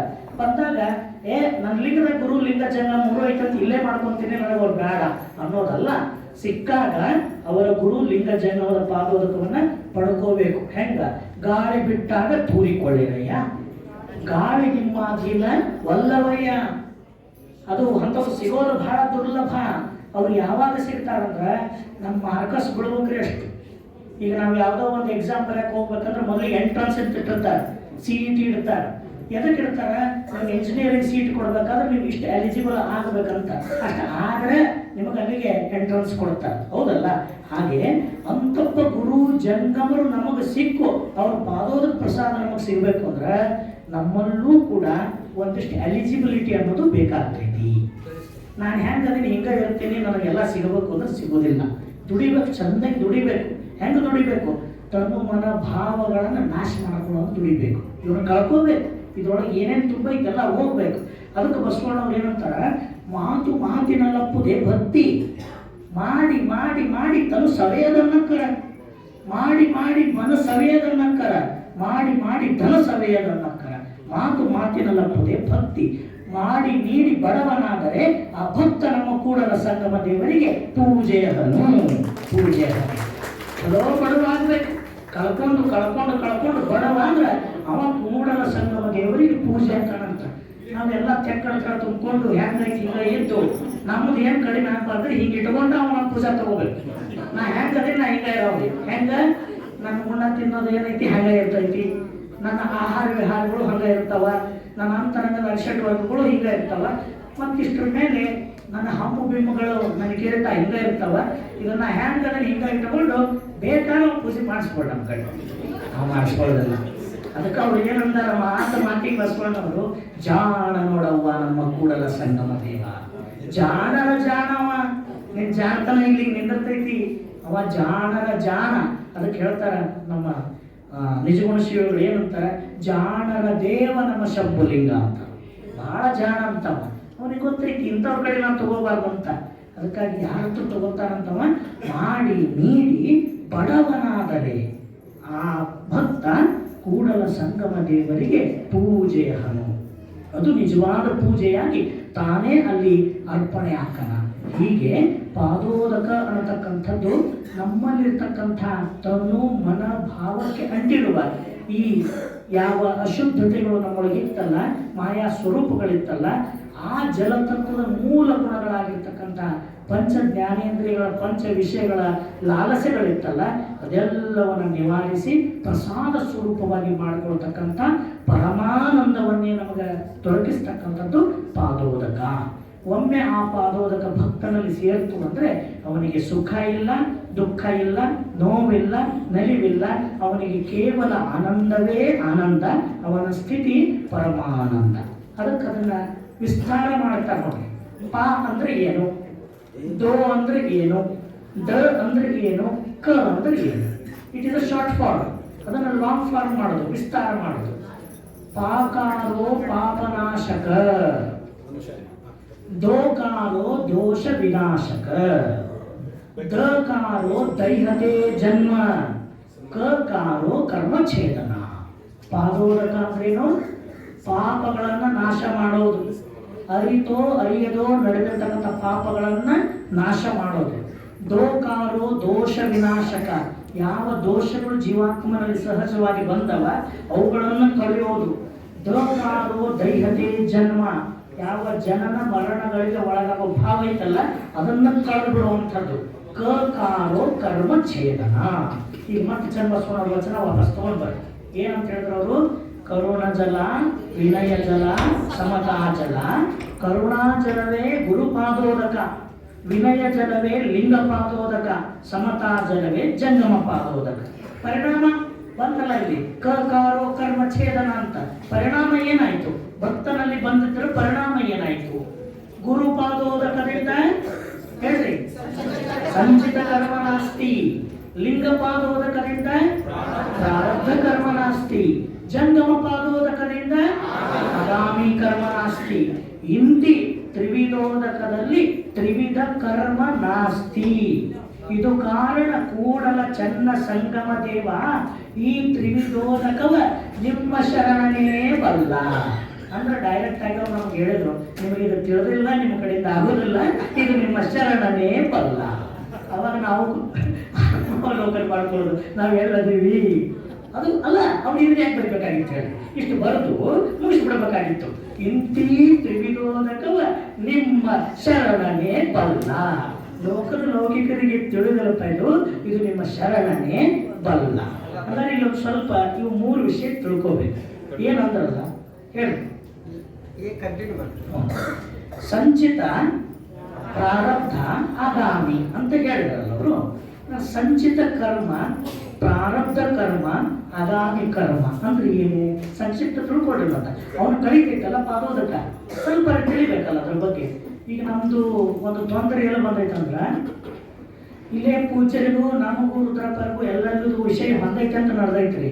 ಇದೇ ಬೇರೆ ಶಿಬಿರದಾಗ ಯಪ್ಪ ಪಾದೋದಕ ಕೊಟ್ಟರು ಅಂದ್ರೆ ಅದು ವಾದಗ್ರಸ್ತ ವಿಷಯ. ಈಗ ಮಾತಾಡಕ್ಕೆ ಕೊಡಲ್ರಿ, ಮೈ ಮೇಲೆ ಬೈದು ಬಿಡ್ತಾರ. ಏನಂತ ನೀವು ಪಾದ ಪೂಜೆ ಮಾಡಿ ಪಾದೋದಕ ತಗೊಳ್ಳೋದು ಹೇಳ್ರಿ, ನಮ್ದಲ್ಲದು ತೆಗಿರಲ್ಲ, ಬ್ಯಾಡ ನಮ್ಗೆ. ಒಂದನೇದು. ಎರಡನೇದು ಕರ್ಮದ ಬಗ್ಗೆ ಮಾತಾಡಿದ್ರೆ ಕರ್ಮ ನಮ್ಮೊಳಗಿಲ್ಲ, ಪುನರ್ಜನ್ಮ ಇಲ್ಲ, ತೆಗೀರಿ, ನಮ್ದು ಬ್ಯಾಡ. ಏನ್ ಹೇಳ್ಬೇಕಿತ್ತು ಕೆಲವು ಅದೇನ್ರ ಹೇಳ್ರಿ, ಆ ವಚನ ಪ್ರಕ್ಷಿಪ್ತ, ಆ ವಚನದಾಗ ಸೇರ್ಸ್ಯಾರ. ಹಂಗ ಒಂದು ವಿಚಾರ ಮಾಡ್ರಿ, ಸೇರ್ಸ್ಯಾರ ಅಂತ ಹೇಳ್ತಿರಲ್ಲ, ಹಂಗ ಅವ್ರು ಸೇರ್ಸಬೇಕಾಗಿದ್ರ, ಕೆಡಿಸಬೇಕಾಗಿದ್ರ ಇವತ್ತು ಶರಣರ ಆಶಯಗಳು ನಿಮಗೆ ತಿಳಿಲಾರ್ದಂಗೆ ಸೇರಿಸ್ಬೇಕಾಗಿತ್ತು. ಆಗೈತಲ್ಲ, ಸ್ಪಷ್ಟವಾಗಿ ನೀವು ತಿಳಿಯಾಕತ್ತಂದ್ರೆ ತಿಳ್ಕೊಳ್ರಿ. ಸೇರ್ಸಕ್ಕೆ ನಮ್ಮ ಶರಣರು ಬಿಡ್ತಾರ, ನೀವು ಯಾರ್ಗಡೆ ಸೇರ್ಸಕ ಅವರ ಸ್ವಯಾರ್ಜಿತ ಸ್ವಾನುಭಾವದ ಸಂಪತ್ತದು. ಮುಟ್ಟಬೇಕಾದ್ರೆ ತಾಕತ್ತು ಬೇಕು, ಮುಟ್ಟಬೇಕಾದ್ರೆ ತಾಕತ್ತು ಬೇಕು. ಏನ್ ಸೇರಿಸ್ತಾರಪ್ಪ ಅದ್ರಾಗ, ಏನ್ ಸೇರಿಸ್ತೀರಿ ಅದು ಬಿಟ್ಬಿಡ್ರಿ. ಸ್ಪಷ್ಟವಾಗಿ ಮುಕ್ತವಾಗಿ ಅವ್ರು ಹೆಂಗ್ ನೋಡ್ಯಾರ ಹಂಗೆ ನೋಡ್ಬೇಕು. ನಾವು ಜನಿಸಿ ಬಂದ್ವಿ ಅಂದ್ರೆ ಹಂಗ ಬಂದಿಲ್ಲ. 84 ಲಕ್ಷ ಜೀವರಾಶಿಗಳ ಗರ್ಭದಲ್ಲಿ ದಾಟಿ ಶ್ರೇಷ್ಠವಾದ ಮಾನವ ಜನ್ಮಕ್ಕೆ ನಾವೆಲ್ಲ ಬಂದೀವಿ. ಅದಿಲ್ಲ ಇಲ್ಲ ನಮಗ ಭಯ ಇಲ್ಲ ಅಂದ್ರೆ ಚಲೋ ನಡೆದೈತಲ್ಲ, ನಮ್ಗೆ ಚಲೋ ನಡೆದೈತಲ್ಲ. ಈಗ ನೋಡ್ರಿ, ಹೊಲ ಐತಿ, ಮನಿ ಐತಿ, ಚಲೋ ಹೆಂಡತಿ ಮಕ್ಕಳು ಸೊಸ್ತಾರ ಮನ್ಯಾಗ, ಮೈನಾಗೆಲ್ಲ ಸಾಮಾನು ಅದಾವ, ಎಲ್ಲ ಚಲೋ ಐತಿ. ಅದ್ರ ನೀವು ನೋಡಿದ್ರಿ ಮಾನವ ಜನ್ಮ ಹಿಂಗ ಇಲ್ಲಿ ಮಾಡಿರೋ ಪುಣ್ಯ ಪಾಪ ಮುಂದೆ ಹಾಗೆ ಹೋಗ್ತೀರಿ, ಅದು ಕಂಡಿಲ್ಲಲ್ಲ ನಮ್ಗ. ಅದಕ್ಕೆ ಭಯ ಹುಟ್ಟಿಸ್ಬೇಕಂದ್ರೆ ಸ್ವಲ್ಪ ಅಕ್ಕನಾದೇವಿ ಹೇಳ್ಬೇಕು. ಮಹಾತ್ಮರೆಲ್ಲ ನಮಗೆ ನಿದ್ರೆ ಬಾರದು ಅಂತ ಎದುರ್ತಾ ಇದಾರ ಅವ್ರು. ಯಾರು ಶಿವಗಳು, ಯಾಕಂದ್ರೆ ಮುಂದಿನ ಪರಿಭವದ ಮಾಲೆಯ ನೆನೆದು ನಿದ್ರೆ ಬಾರದು ಅಂತ ಅಂದ್ರೆ ನಾವು ಆರಾಮಾಗಿ ಬರ್ಕೆ ಹೊಡ್ತಿದ್ವಿ ನಾವು. ಅದಕ್ಕೆ ಅಕ್ಕನಾದೇವಿ ತಾಯಿ ಹೇಳ್ತಾಳೆ, ಭವದ ಬಟ್ಟೆಯ ದೂರವನ್ನೇನೆಂದು ಉಪಮಿಸಲಿ. ಸ್ವಲ್ಪ ದೂರ ದಾಟಿ ಬಂದಿಲ್ರಿ ನಾವು. ಭವದ ಬಟ್ಟೆಯ ದೂರವನ್ನೇನೆಂದು ಉಪಮಿಸಲಿ. 84 ಲಕ್ಷ ಊರೊಳಗೆ ಎಡೆಗೈಯಬೇಕು. ಒಂದೂರೊಳಗಿದ್ದ ಭಾಷೆ ಒಂದೂರೊಳಗಿಲ್ಲ, ಒಂದೂರಲ್ಲಿ ಕೊಂಡಂತ ಆಹಾರ ಮತ್ತೊಂದೂರಲ್ಲಿಲ್ಲ. ಆ ಊರ ಹೊಕ್ಕ ತಪ್ಪಿಗೆ ಆ ಕಾಯವ ಭೂಮಿಗೆ ಸುಂಕವ ತೆತ್ತು ಬರಬೇಕಾಯಿತು. ಯಪ್ಪ ಹಂಗ ಬರ್ದಿಲ್ಲ ನಾವೆಲ್ಲ ಇಲ್ಲಿಗೆ. 84 ಲಕ್ಷ ಊರು ದಾಟಿ ಬಂದೀವಿ. ಎಂತ ಕಷ್ಟ ಅಂದ್ರೆ ಒಂದು ಊರಾಗಿನ ಭಾಷೆ ಇನ್ನೊಂದು ಊರಾಗಿಲ್ಲ, ಒಂದು ಊರಾಗಿಕೊಂಡ ಆಹಾರ ಮತ್ತೊಂದು ಊರಾಗಿಲ್ಲ. ಇಷ್ಟು ಕಷ್ಟ ದಾಟಿ ಶ್ರೇಷ್ಠವಾದ ಮಾನವ ಜನ್ಮಕ್ಕೆ ಯಾಕೆ ಬರ್ತೀವಿ ಅಂದ್ರೆ ಈ ಜನ್ಮಗಳ ನಿರಂತರ ಪರಿಭ್ರಮಣೆಯನ್ನ ಕೊನೆಗೊಳಿಸಕ್ಕಾಗಿ ಇಲ್ಲಿಗೆ ಬಂದು ನಿಂತೀವಿ ನಾವೆಲ್ಲ. ಮತ್ತೆ ಮುಂದೆ ಹೋಗಕ್ಕಲ್ಲ. ಇದು ನಮ್ಮ ಕೊನೆ ಡೆಸ್ಟಿನೇಷನ್ ಆಗಬೇಕು ಅಂದ್ರೆ ಬಿಡುಗಡೆ ಆಗಬೇಕು. ಎದರಿಂದ? ಈ ಚಕ್ರದಿಂದ. ಆದ್ರೆ ನಮಗೆ ಹೆಂಗಾಗೈತಂದ್ರೆ ಈ ಪುಣ್ಯ ಪಾಪಗಳ ಫಲದಿಂದ ಏನೇನೋ ಸ್ವಲ್ಪ ಸಿಕ್ಕಾವಲ್ಲ, ಅದು ಸಿಕ್ಕದ್ ನೋಡಿ ಚಲೋ ಅನ್ಸೈತಿ. ಇನ್ನೂ 2-3 ಜನ ಬರೋದು ಹಾಕ್ಬಿಟ್ರಿ. ಇಂಥ ದೊಡ್ಡ ಮನಿ ಐತಿ, ಹಾಳು ಕಾಳದರ ಹೊಲ ಐತಿ, ಮನಿ ಐತಿ, ಟಿವಿ ಐತಿ, ಮನ್ಯಾಗ ನೋಡ್ಕೊಂಡು ಸಿನಿಮಾ ಬಂದೀವಿ, ಇನ್ನೇನು ಬೇಕಂತ. ಇದು ಸತ್ಯ ಯಾವಾಗ ಅರ್ಥ ಆಗ್ತೈತಂದ್ರೆ ಮನುಷ್ಯ ಲೌಕಿಕದ ಪರಿಧಿಯನ್ನ ಮೀರಿ ಸಾಧಕ ವೃತ್ತಿಗೆ ತೊಡಗಿದಾಗ ಈ ಬದುಕಿನ ಈ ಅವಸ್ಥೆಗಳು ಏನು ಅಂತ ತಿಳಿತಾವ. ಈ ಲೌಕಿಕರಿಗೆ ತಿಳಿಯೋದೇ ಇಲ್ಲ. ಇವ್ರಿಗೆ ಯಾವಾಗ ತೆರಿಗೆ ಹೊಡೆಯೋದಂದ್ರೆ ಏನು ಐಷಾರಾಮಿ ನಡೆದೈತಲ್ಲ, ಇದಕ್ಕೆ ಸ್ವಲ್ಪ ಧಕ್ಕೆ ಬರಬೇಕು, ಅವಾಗ ಒಂದಿಟ್ಟು ಇವ್ರು ತಲೆ ಬಡದಾಗ ಆಗ್ತೈತಿ. ಆದರೂ ಸಹಿತ ಪೂರ್ತಿ ಬಡಿಯೋದಿಲ್ಲ. ಆಗ ನಿಜವಾಗಿ ಬಡಿಯೋದು ಯಾವಾಗ ಅಂದ್ರೆ ಶರಣರ ಸಂಘಕ್ಕೆ ಬಂದಾಗ, ಶರಣರ ಅರಿವನ್ನ ನಮಗೆ ತೋರಿಸಿಕೊಟ್ಟಾಗ ನಮಗೆ ನಿಜವಾದ ಜ್ಞಾನ, ಸತ್ಯವಾದ ವಸ್ತು ಏನು ಅನ್ನೋದು ತಿಳಿಯೋ ಹಂಬಲ ಉಂಟಾದಾಗ. ಹೀಗೆ 84 ಲಕ್ಷ ಜೀವರಾಶಿಗಳಲ್ಲಿ ತಿರುಗಿ ಬರುವಾಗ ನಾವು ಮಾಡಿರ್ತಕ್ಕಂಥ ಪುಣ್ಯ ಪಾಪಗಳ ಕರ್ಮದ ಫಲದಿಂದ ಶರೀರ ಧಾರಣೆ ಆಗ್ತಿರ್ತೀವಿ. ಇದನ್ನು ಪ್ರಭುದೇವರು ಹೇಳೋ ವಚನ. ಆ ಶರೀರದಿಂದ ಮಾಡ್ತಕ್ಕಂಥ ಪ್ರತಿಯೊಂದು ಕ್ರಿಯೆಗಳಿಗೂ ಒಂದೊಂದು ಕರ್ಮ ಫಲ ಉಂಟು. ಆ ಫಲಗಳಿಗೆ ಏನಂತ ಕರೀತಾರೆ? 3 ಡಿವೈಡ್ ಮಾಡ್ತಾರೆ. ಒಂದು ಸಂಚಿತ ಕರ್ಮ, ಒಂದು ಪ್ರಾರಬ್ಧ ಕರ್ಮ, ಇನ್ನೊಂದು ಆಗಾಮಿ ಕರ್ಮ. ಸಂಚಿತ ಅಂದ್ರೆ ಏನು? ಸಂಚಯ ಅಂದ್ರೆ ಸಂಗ್ರಹಗೊಂಡದ್ದು, ಕಲೆಕ್ಟ್ ಆಗಿತ್ತು. ಪ್ರಾರಬ್ಧ ಅಂತ ಎದು ಕರೀತಾರೆ? ಹಿಂದಿನಿಂದ ಹೊತ್ಕೊಂಡು ಬಂದದ್ದು. ಆಗಾಮಿ ಅಂತ ಎದು ಕರೀತಾರೆ? ಹಿಂದಿಂದು ಮುಂದಿಂದು ತಗೊಂಡು ಸುಟ್ಕೇಸ್ ತಗೊಂಡು ಮುಂದಿನ ಊರಿಗೆ ಹೋಗ್ತೀವಲ್ಲ, ಲೋಡ್ ತಗೊಂಡು ಹೋಗ್ತೀವಲ್ಲ, ಅದು ಹೋಗೋದು. ಈ 3 ಎಲ್ಲಿವರೆಗೆ ಜೀವಾತ್ಮನಲ್ಲಿ ಇರ್ತವ ಅಲ್ಲಿವರೆಗೆ ಇವನಲ್ಲಿ ಪರವಸ್ತುವಿನ ಅರಿವು ಆಗೋದೇ ಇಲ್ಲ, ಆಗಾಕವು ಬಿಡೋದಿಲ್ಲ. ಈ ಕರ್ಮಗಳು ನಮ್ಮನ್ನು ಬಂಧಿಸ್ತಾವ. ಕರ್ಮಗಳು ಏನ್ ಮಾಡ್ತಾವ್ರಿ? ಬಂಧಿಸ್ತಾವ. ಈ ಕರ್ಮಗಳಲ್ಲಿ ಬಂಧಿತನಾಗಿರ್ತಕ್ಕಂಥ ಭಕ್ತ ಯಾವಾಗ ಗುರುಲಿಂಗ ಜಂಗಮದ ಕರುಣೆಗಾಗಿ ಮೊರೆಯಿಟ್ಟು ಗುರುಲಿಂಗ ಜಂಗಮದ ಕರುಣೆಯನ್ನ, ಅಖಂಡ ಆನಂದವನ್ನ ಪಾದೋದಕವಾಗಿ ಸ್ವೀಕರಿಸಿದಾಗ ಗುರು ಪಾದೋದಕ ಬಂದು ನಮ್ಮಲ್ಲಿರ್ತಕ್ಕಂಥ ಯಾವ ಕರ್ಮ ಕಳಿತೈತ್ರಿ? ಸಂಚಿತ ಕರ್ಮವನ್ನ ನಾಶ ಮಾಡ್ತೈತಿ. ಲಿಂಗ ಪಾದೋದಕವನ್ನು ಸ್ವೀಕರಿಸಿದಾಗ ಯಾವ ಕರ್ಮ ಕಳಿತೈತಿ? ಪ್ರಾರಬ್ಧ ಕರ್ಮ ಕಳಿತೈತಿ. ಜಂಗಮ ಪಾದೋದಕ ಸ್ವೀಕರಿಸಿದಾಗ ಯಾವ ಪಾದೋದಕ ಹೋಗೈತಿ? ಕರ್ಮ ಆಗಾಮಿ ಕರ್ಮ ನಾಶ ಆಗೈತಿ. ಕರ್ಮಗಳೇ ನಮ್ಮನ್ನ ಬಿಟ್ಟು ಅಂದ್ರೆ, ಕರ್ಮಗಳೇ ನಮ್ಮನ್ನು ಮೀರಿ ನಾವು ಹೋದ್ವಿ ಅಂದ್ರೆ ಆವಾಗ ನಮಗೆ ಬಂಧನ ಇರೋದಿಲ್ಲ. ನಿನ್ನ ಶಿವಯೋಗದ ಹಾದಿ ಸುಲಭ. ಕರ್ಮದಲ್ಲಿ ಬಂಧಿತನಾಗಿ ನಾನು ಶಿವಯೋಗ ಮಾಡ್ತೀನಿ ಅಂದ್ರೆ ಆಗಲ್ಲ. ಈ ಕರ್ಮಗಳನ್ನು ಕಳಿಸ್ಕೊಳ್ತಕ್ಕಂಥ ಮಾರ್ಗ ಯಾವುದು ಅಂದ್ರೆ ಗುರು ಪಾದೋದಕ, ಲಿಂಗ ಪಾದೋದಕ, ಜಂಗಮ ಪಾದೋದಕ. ಹಂಗಾರೆ ಪಾದೋದಕ ಅನ್ನೋದು ಏನು ಅಂದ್ರೆ ಪರವಸ್ತುವಿನ ಪರಮಾನಂದ. ಪರವಸ್ತು ತಾನೇ ಪಾದೋದಕವಾಗಿ ನಮ್ಮಲ್ಲಿಗೆ ಬರ್ತಾನ. ಲಿಂಗಯ್ಯನೇ ಪಾದೋದಕವಾಗಿ ನಮ್ಮಲ್ಲಿಗೆ ಬರ್ತಾನ. ಮತ್ತು ಲಿಂಗ ಬೇರೆ, ಪಾದೋದಕ ಬೇರೆ ಅಲ್ಲ. ಲಿಂಗವೇ ಪಾದೋದಕವಾಗಿ, ಲಿಂಗದ ರೂಪವೇ ಪಾದೋದಕವಾಗಿ ಈ ಭಕ್ತನಾಗಿ ಹೊಕ್ಕು ನಮ್ಮ ಕರ್ಮಗಳನ್ನು ನಾಶ ಮಾಡ್ತೈತಿ. ಇದು ಪಾದೋದಕ ತತ್ವ. ಇನ್ನು ಪ್ರಸಾದ, ಇದರ ಮುಂದುವರೆದ ಭಾಗವಾಗಿ ಪ್ರಸಾದ ಅಂತಕ್ಕಂಥದ್ದು ಈಗ ಹೇಗೆ ನಾವು ಪಾದೋದಕ ಅರ್ಥ ಮಾಡ್ಕೋಬೇಕಾದ್ರೆ ಗುರು ಲಿಂಗ ಜಂಗಮರಿಂದನೇ ಪಾದೋದಕ ತಂದ್ವಲ್ಲ, ಹಾಗೆ ಪ್ರಸಾದ ಅಂತಕ್ಕಂಥದ್ದಕ್ಕೂ ಮೂಲ ನೆಲೆ ಎಲ್ಲಿದೆ ಅಂದ್ರೆ ಪ್ರಸಾದ ಇರುವುದೇ ಗುರುಲಿಂಗ ಜಂಗಮರ ಒಡಲಿನಲ್ಲಿ. ಪ್ರಸಾದ ಎಲ್ಲೈತ್ರಿ? ಗುರುವಿನಲ್ಲಿ, ಲಿಂಗದಲ್ಲಿ, ಜಂಗಮದಲ್ಲಿ. ಪರಮ ಪ್ರಸಾದ ಸ್ವರೂಪಿಯಾಗಿರ್ತಕ್ಕಂಥವನು ಪರಮಾತ್ಮ.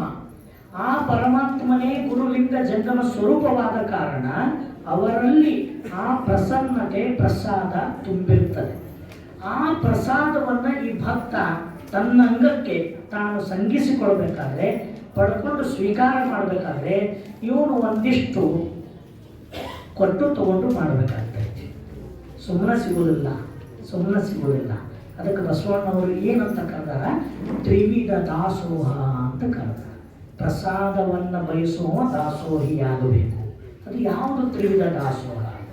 ತನುವ ಕೊಟ್ಟು ಗುರುವನ್ನೊಲಿಸಬೇಕು, ಮನವ ಕೊಟ್ಟು ಲಿಂಗವನ್ನೊಲಿಸಬೇಕು, ಧನವ ಕೊಟ್ಟು ಜಂಗಮವನ್ನೊಲಿಸಬೇಕು.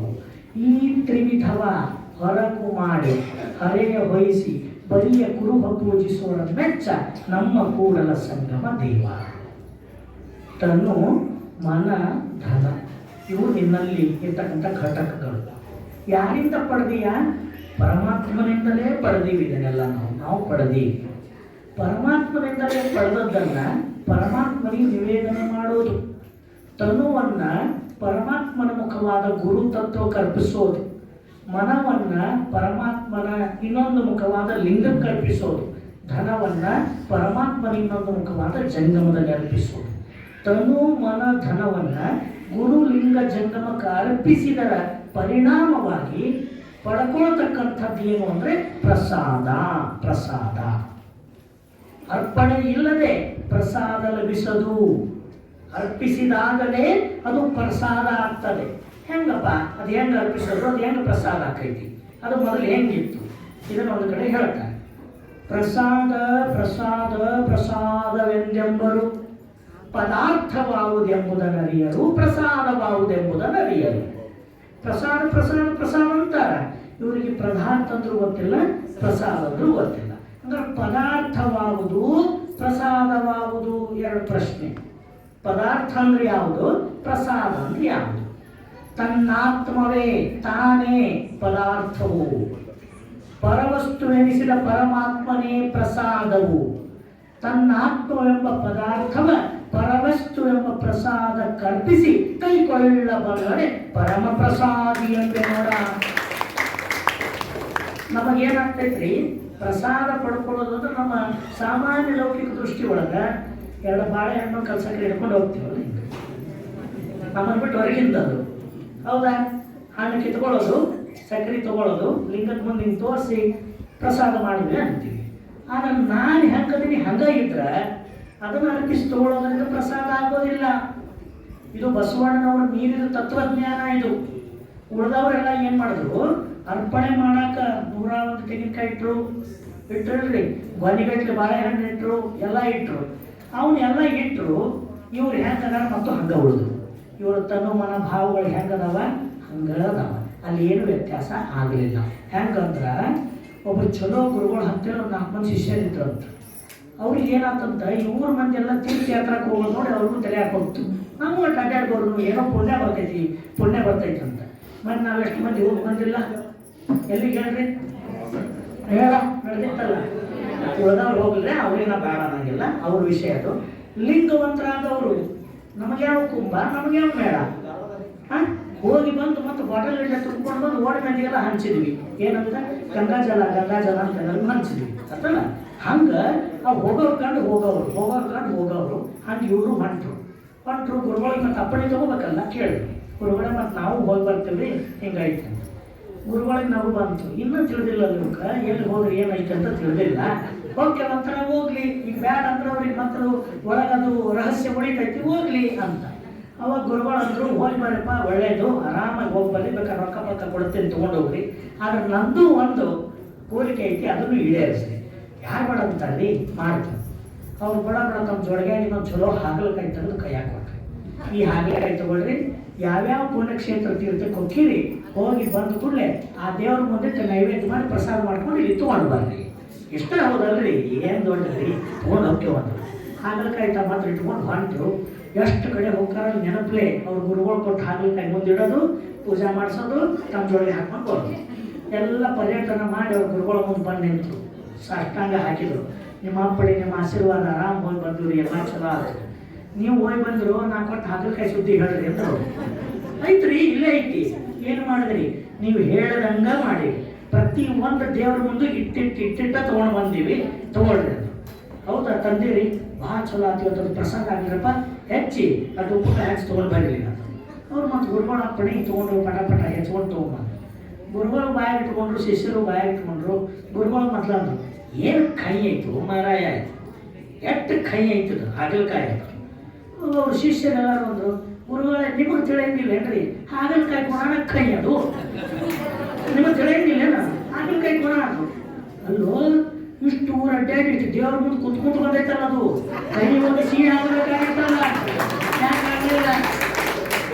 ಒಂದು ದೇವ್ರ, ಎರಡು ದೇವ್ರ.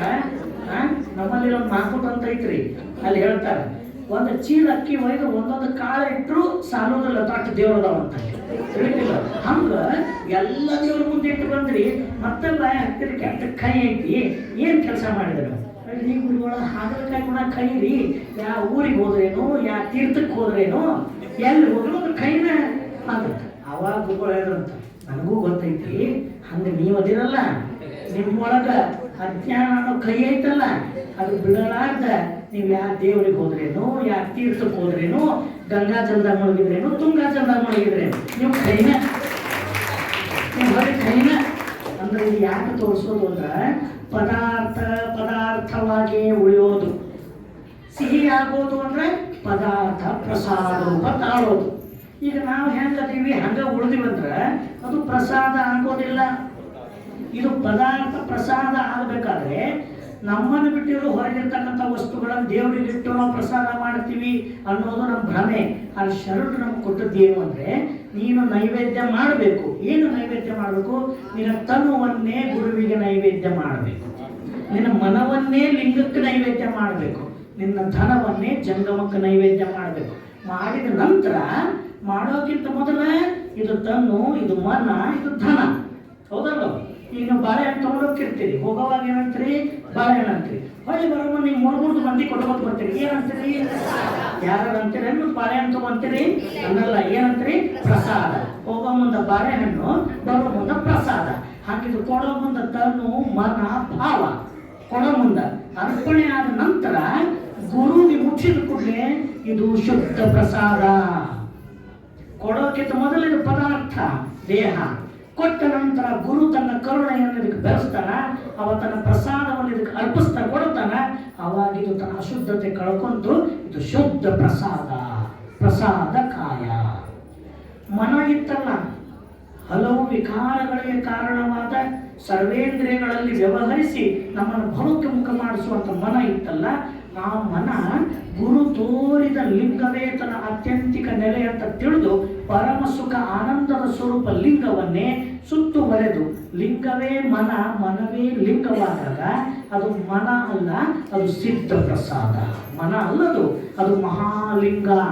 ಮನ ಮಹಾಲಿಂಗ, ಅದು ಸಿದ್ಧ ಪ್ರಸಾದ. ಇನ್ನು ನಮ್ಮ ಧನ ಅಂದ್ರೆ ನಾವು ಪರಮಾತ್ಮನಿಂದ ಪಡೆದದ್ದೆಲ್ಲವೂ, ಬರೀ ಧನ ಅಂದ್ರೆ ರೊಕ್ಕಲ್ಲ, ಪಡೆದದ್ದೆಲ್ಲವೂ ಅದನ್ನು ಜಂಗಮ ಕಲ್ಪಿಸಿದಾಗ ಅದರಲ್ಲಿರ್ತಕ್ಕಂಥ ಪೂರ್ವ ಗುಣ ಕಳೆದು ಅದು ಪ್ರಸಿದ್ಧ ಪ್ರಸಾದ. ಗುರುವಿನಿಂದ ಪಡೆದದ್ದು ಶುದ್ಧ ಪ್ರಸಾದ, ಲಿಂಗಮುಖದಿಂದ ಪಡೆದದ್ದು ಸಿದ್ಧ ಪ್ರಸಾದ, ಜಂಗಮದಿಂದ ಪಡೆದದ್ದು ಪ್ರಸಿದ್ಧ ಪ್ರಸಾದ.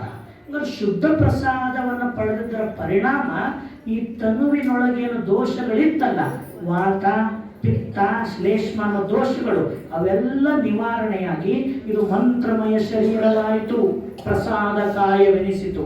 ಅದುವೇ ಶುದ್ಧ ಪ್ರಸಾದದ ಪರಿಣಾಮ.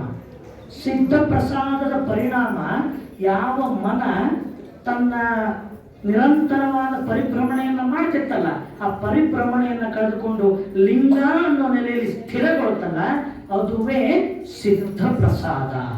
ಮತ್ತು ಯಾವುದು ಪ್ರಸಿದ್ಧ ಪ್ರಸಾದ? ಸಕಲ ಧನಕನಕಾಗಿ ಸೌಭಾಗ್ಯಗಳನ್ನು ಪರಮಾತ್ಮನಿಂದ ಪಡೆದೀವಿ.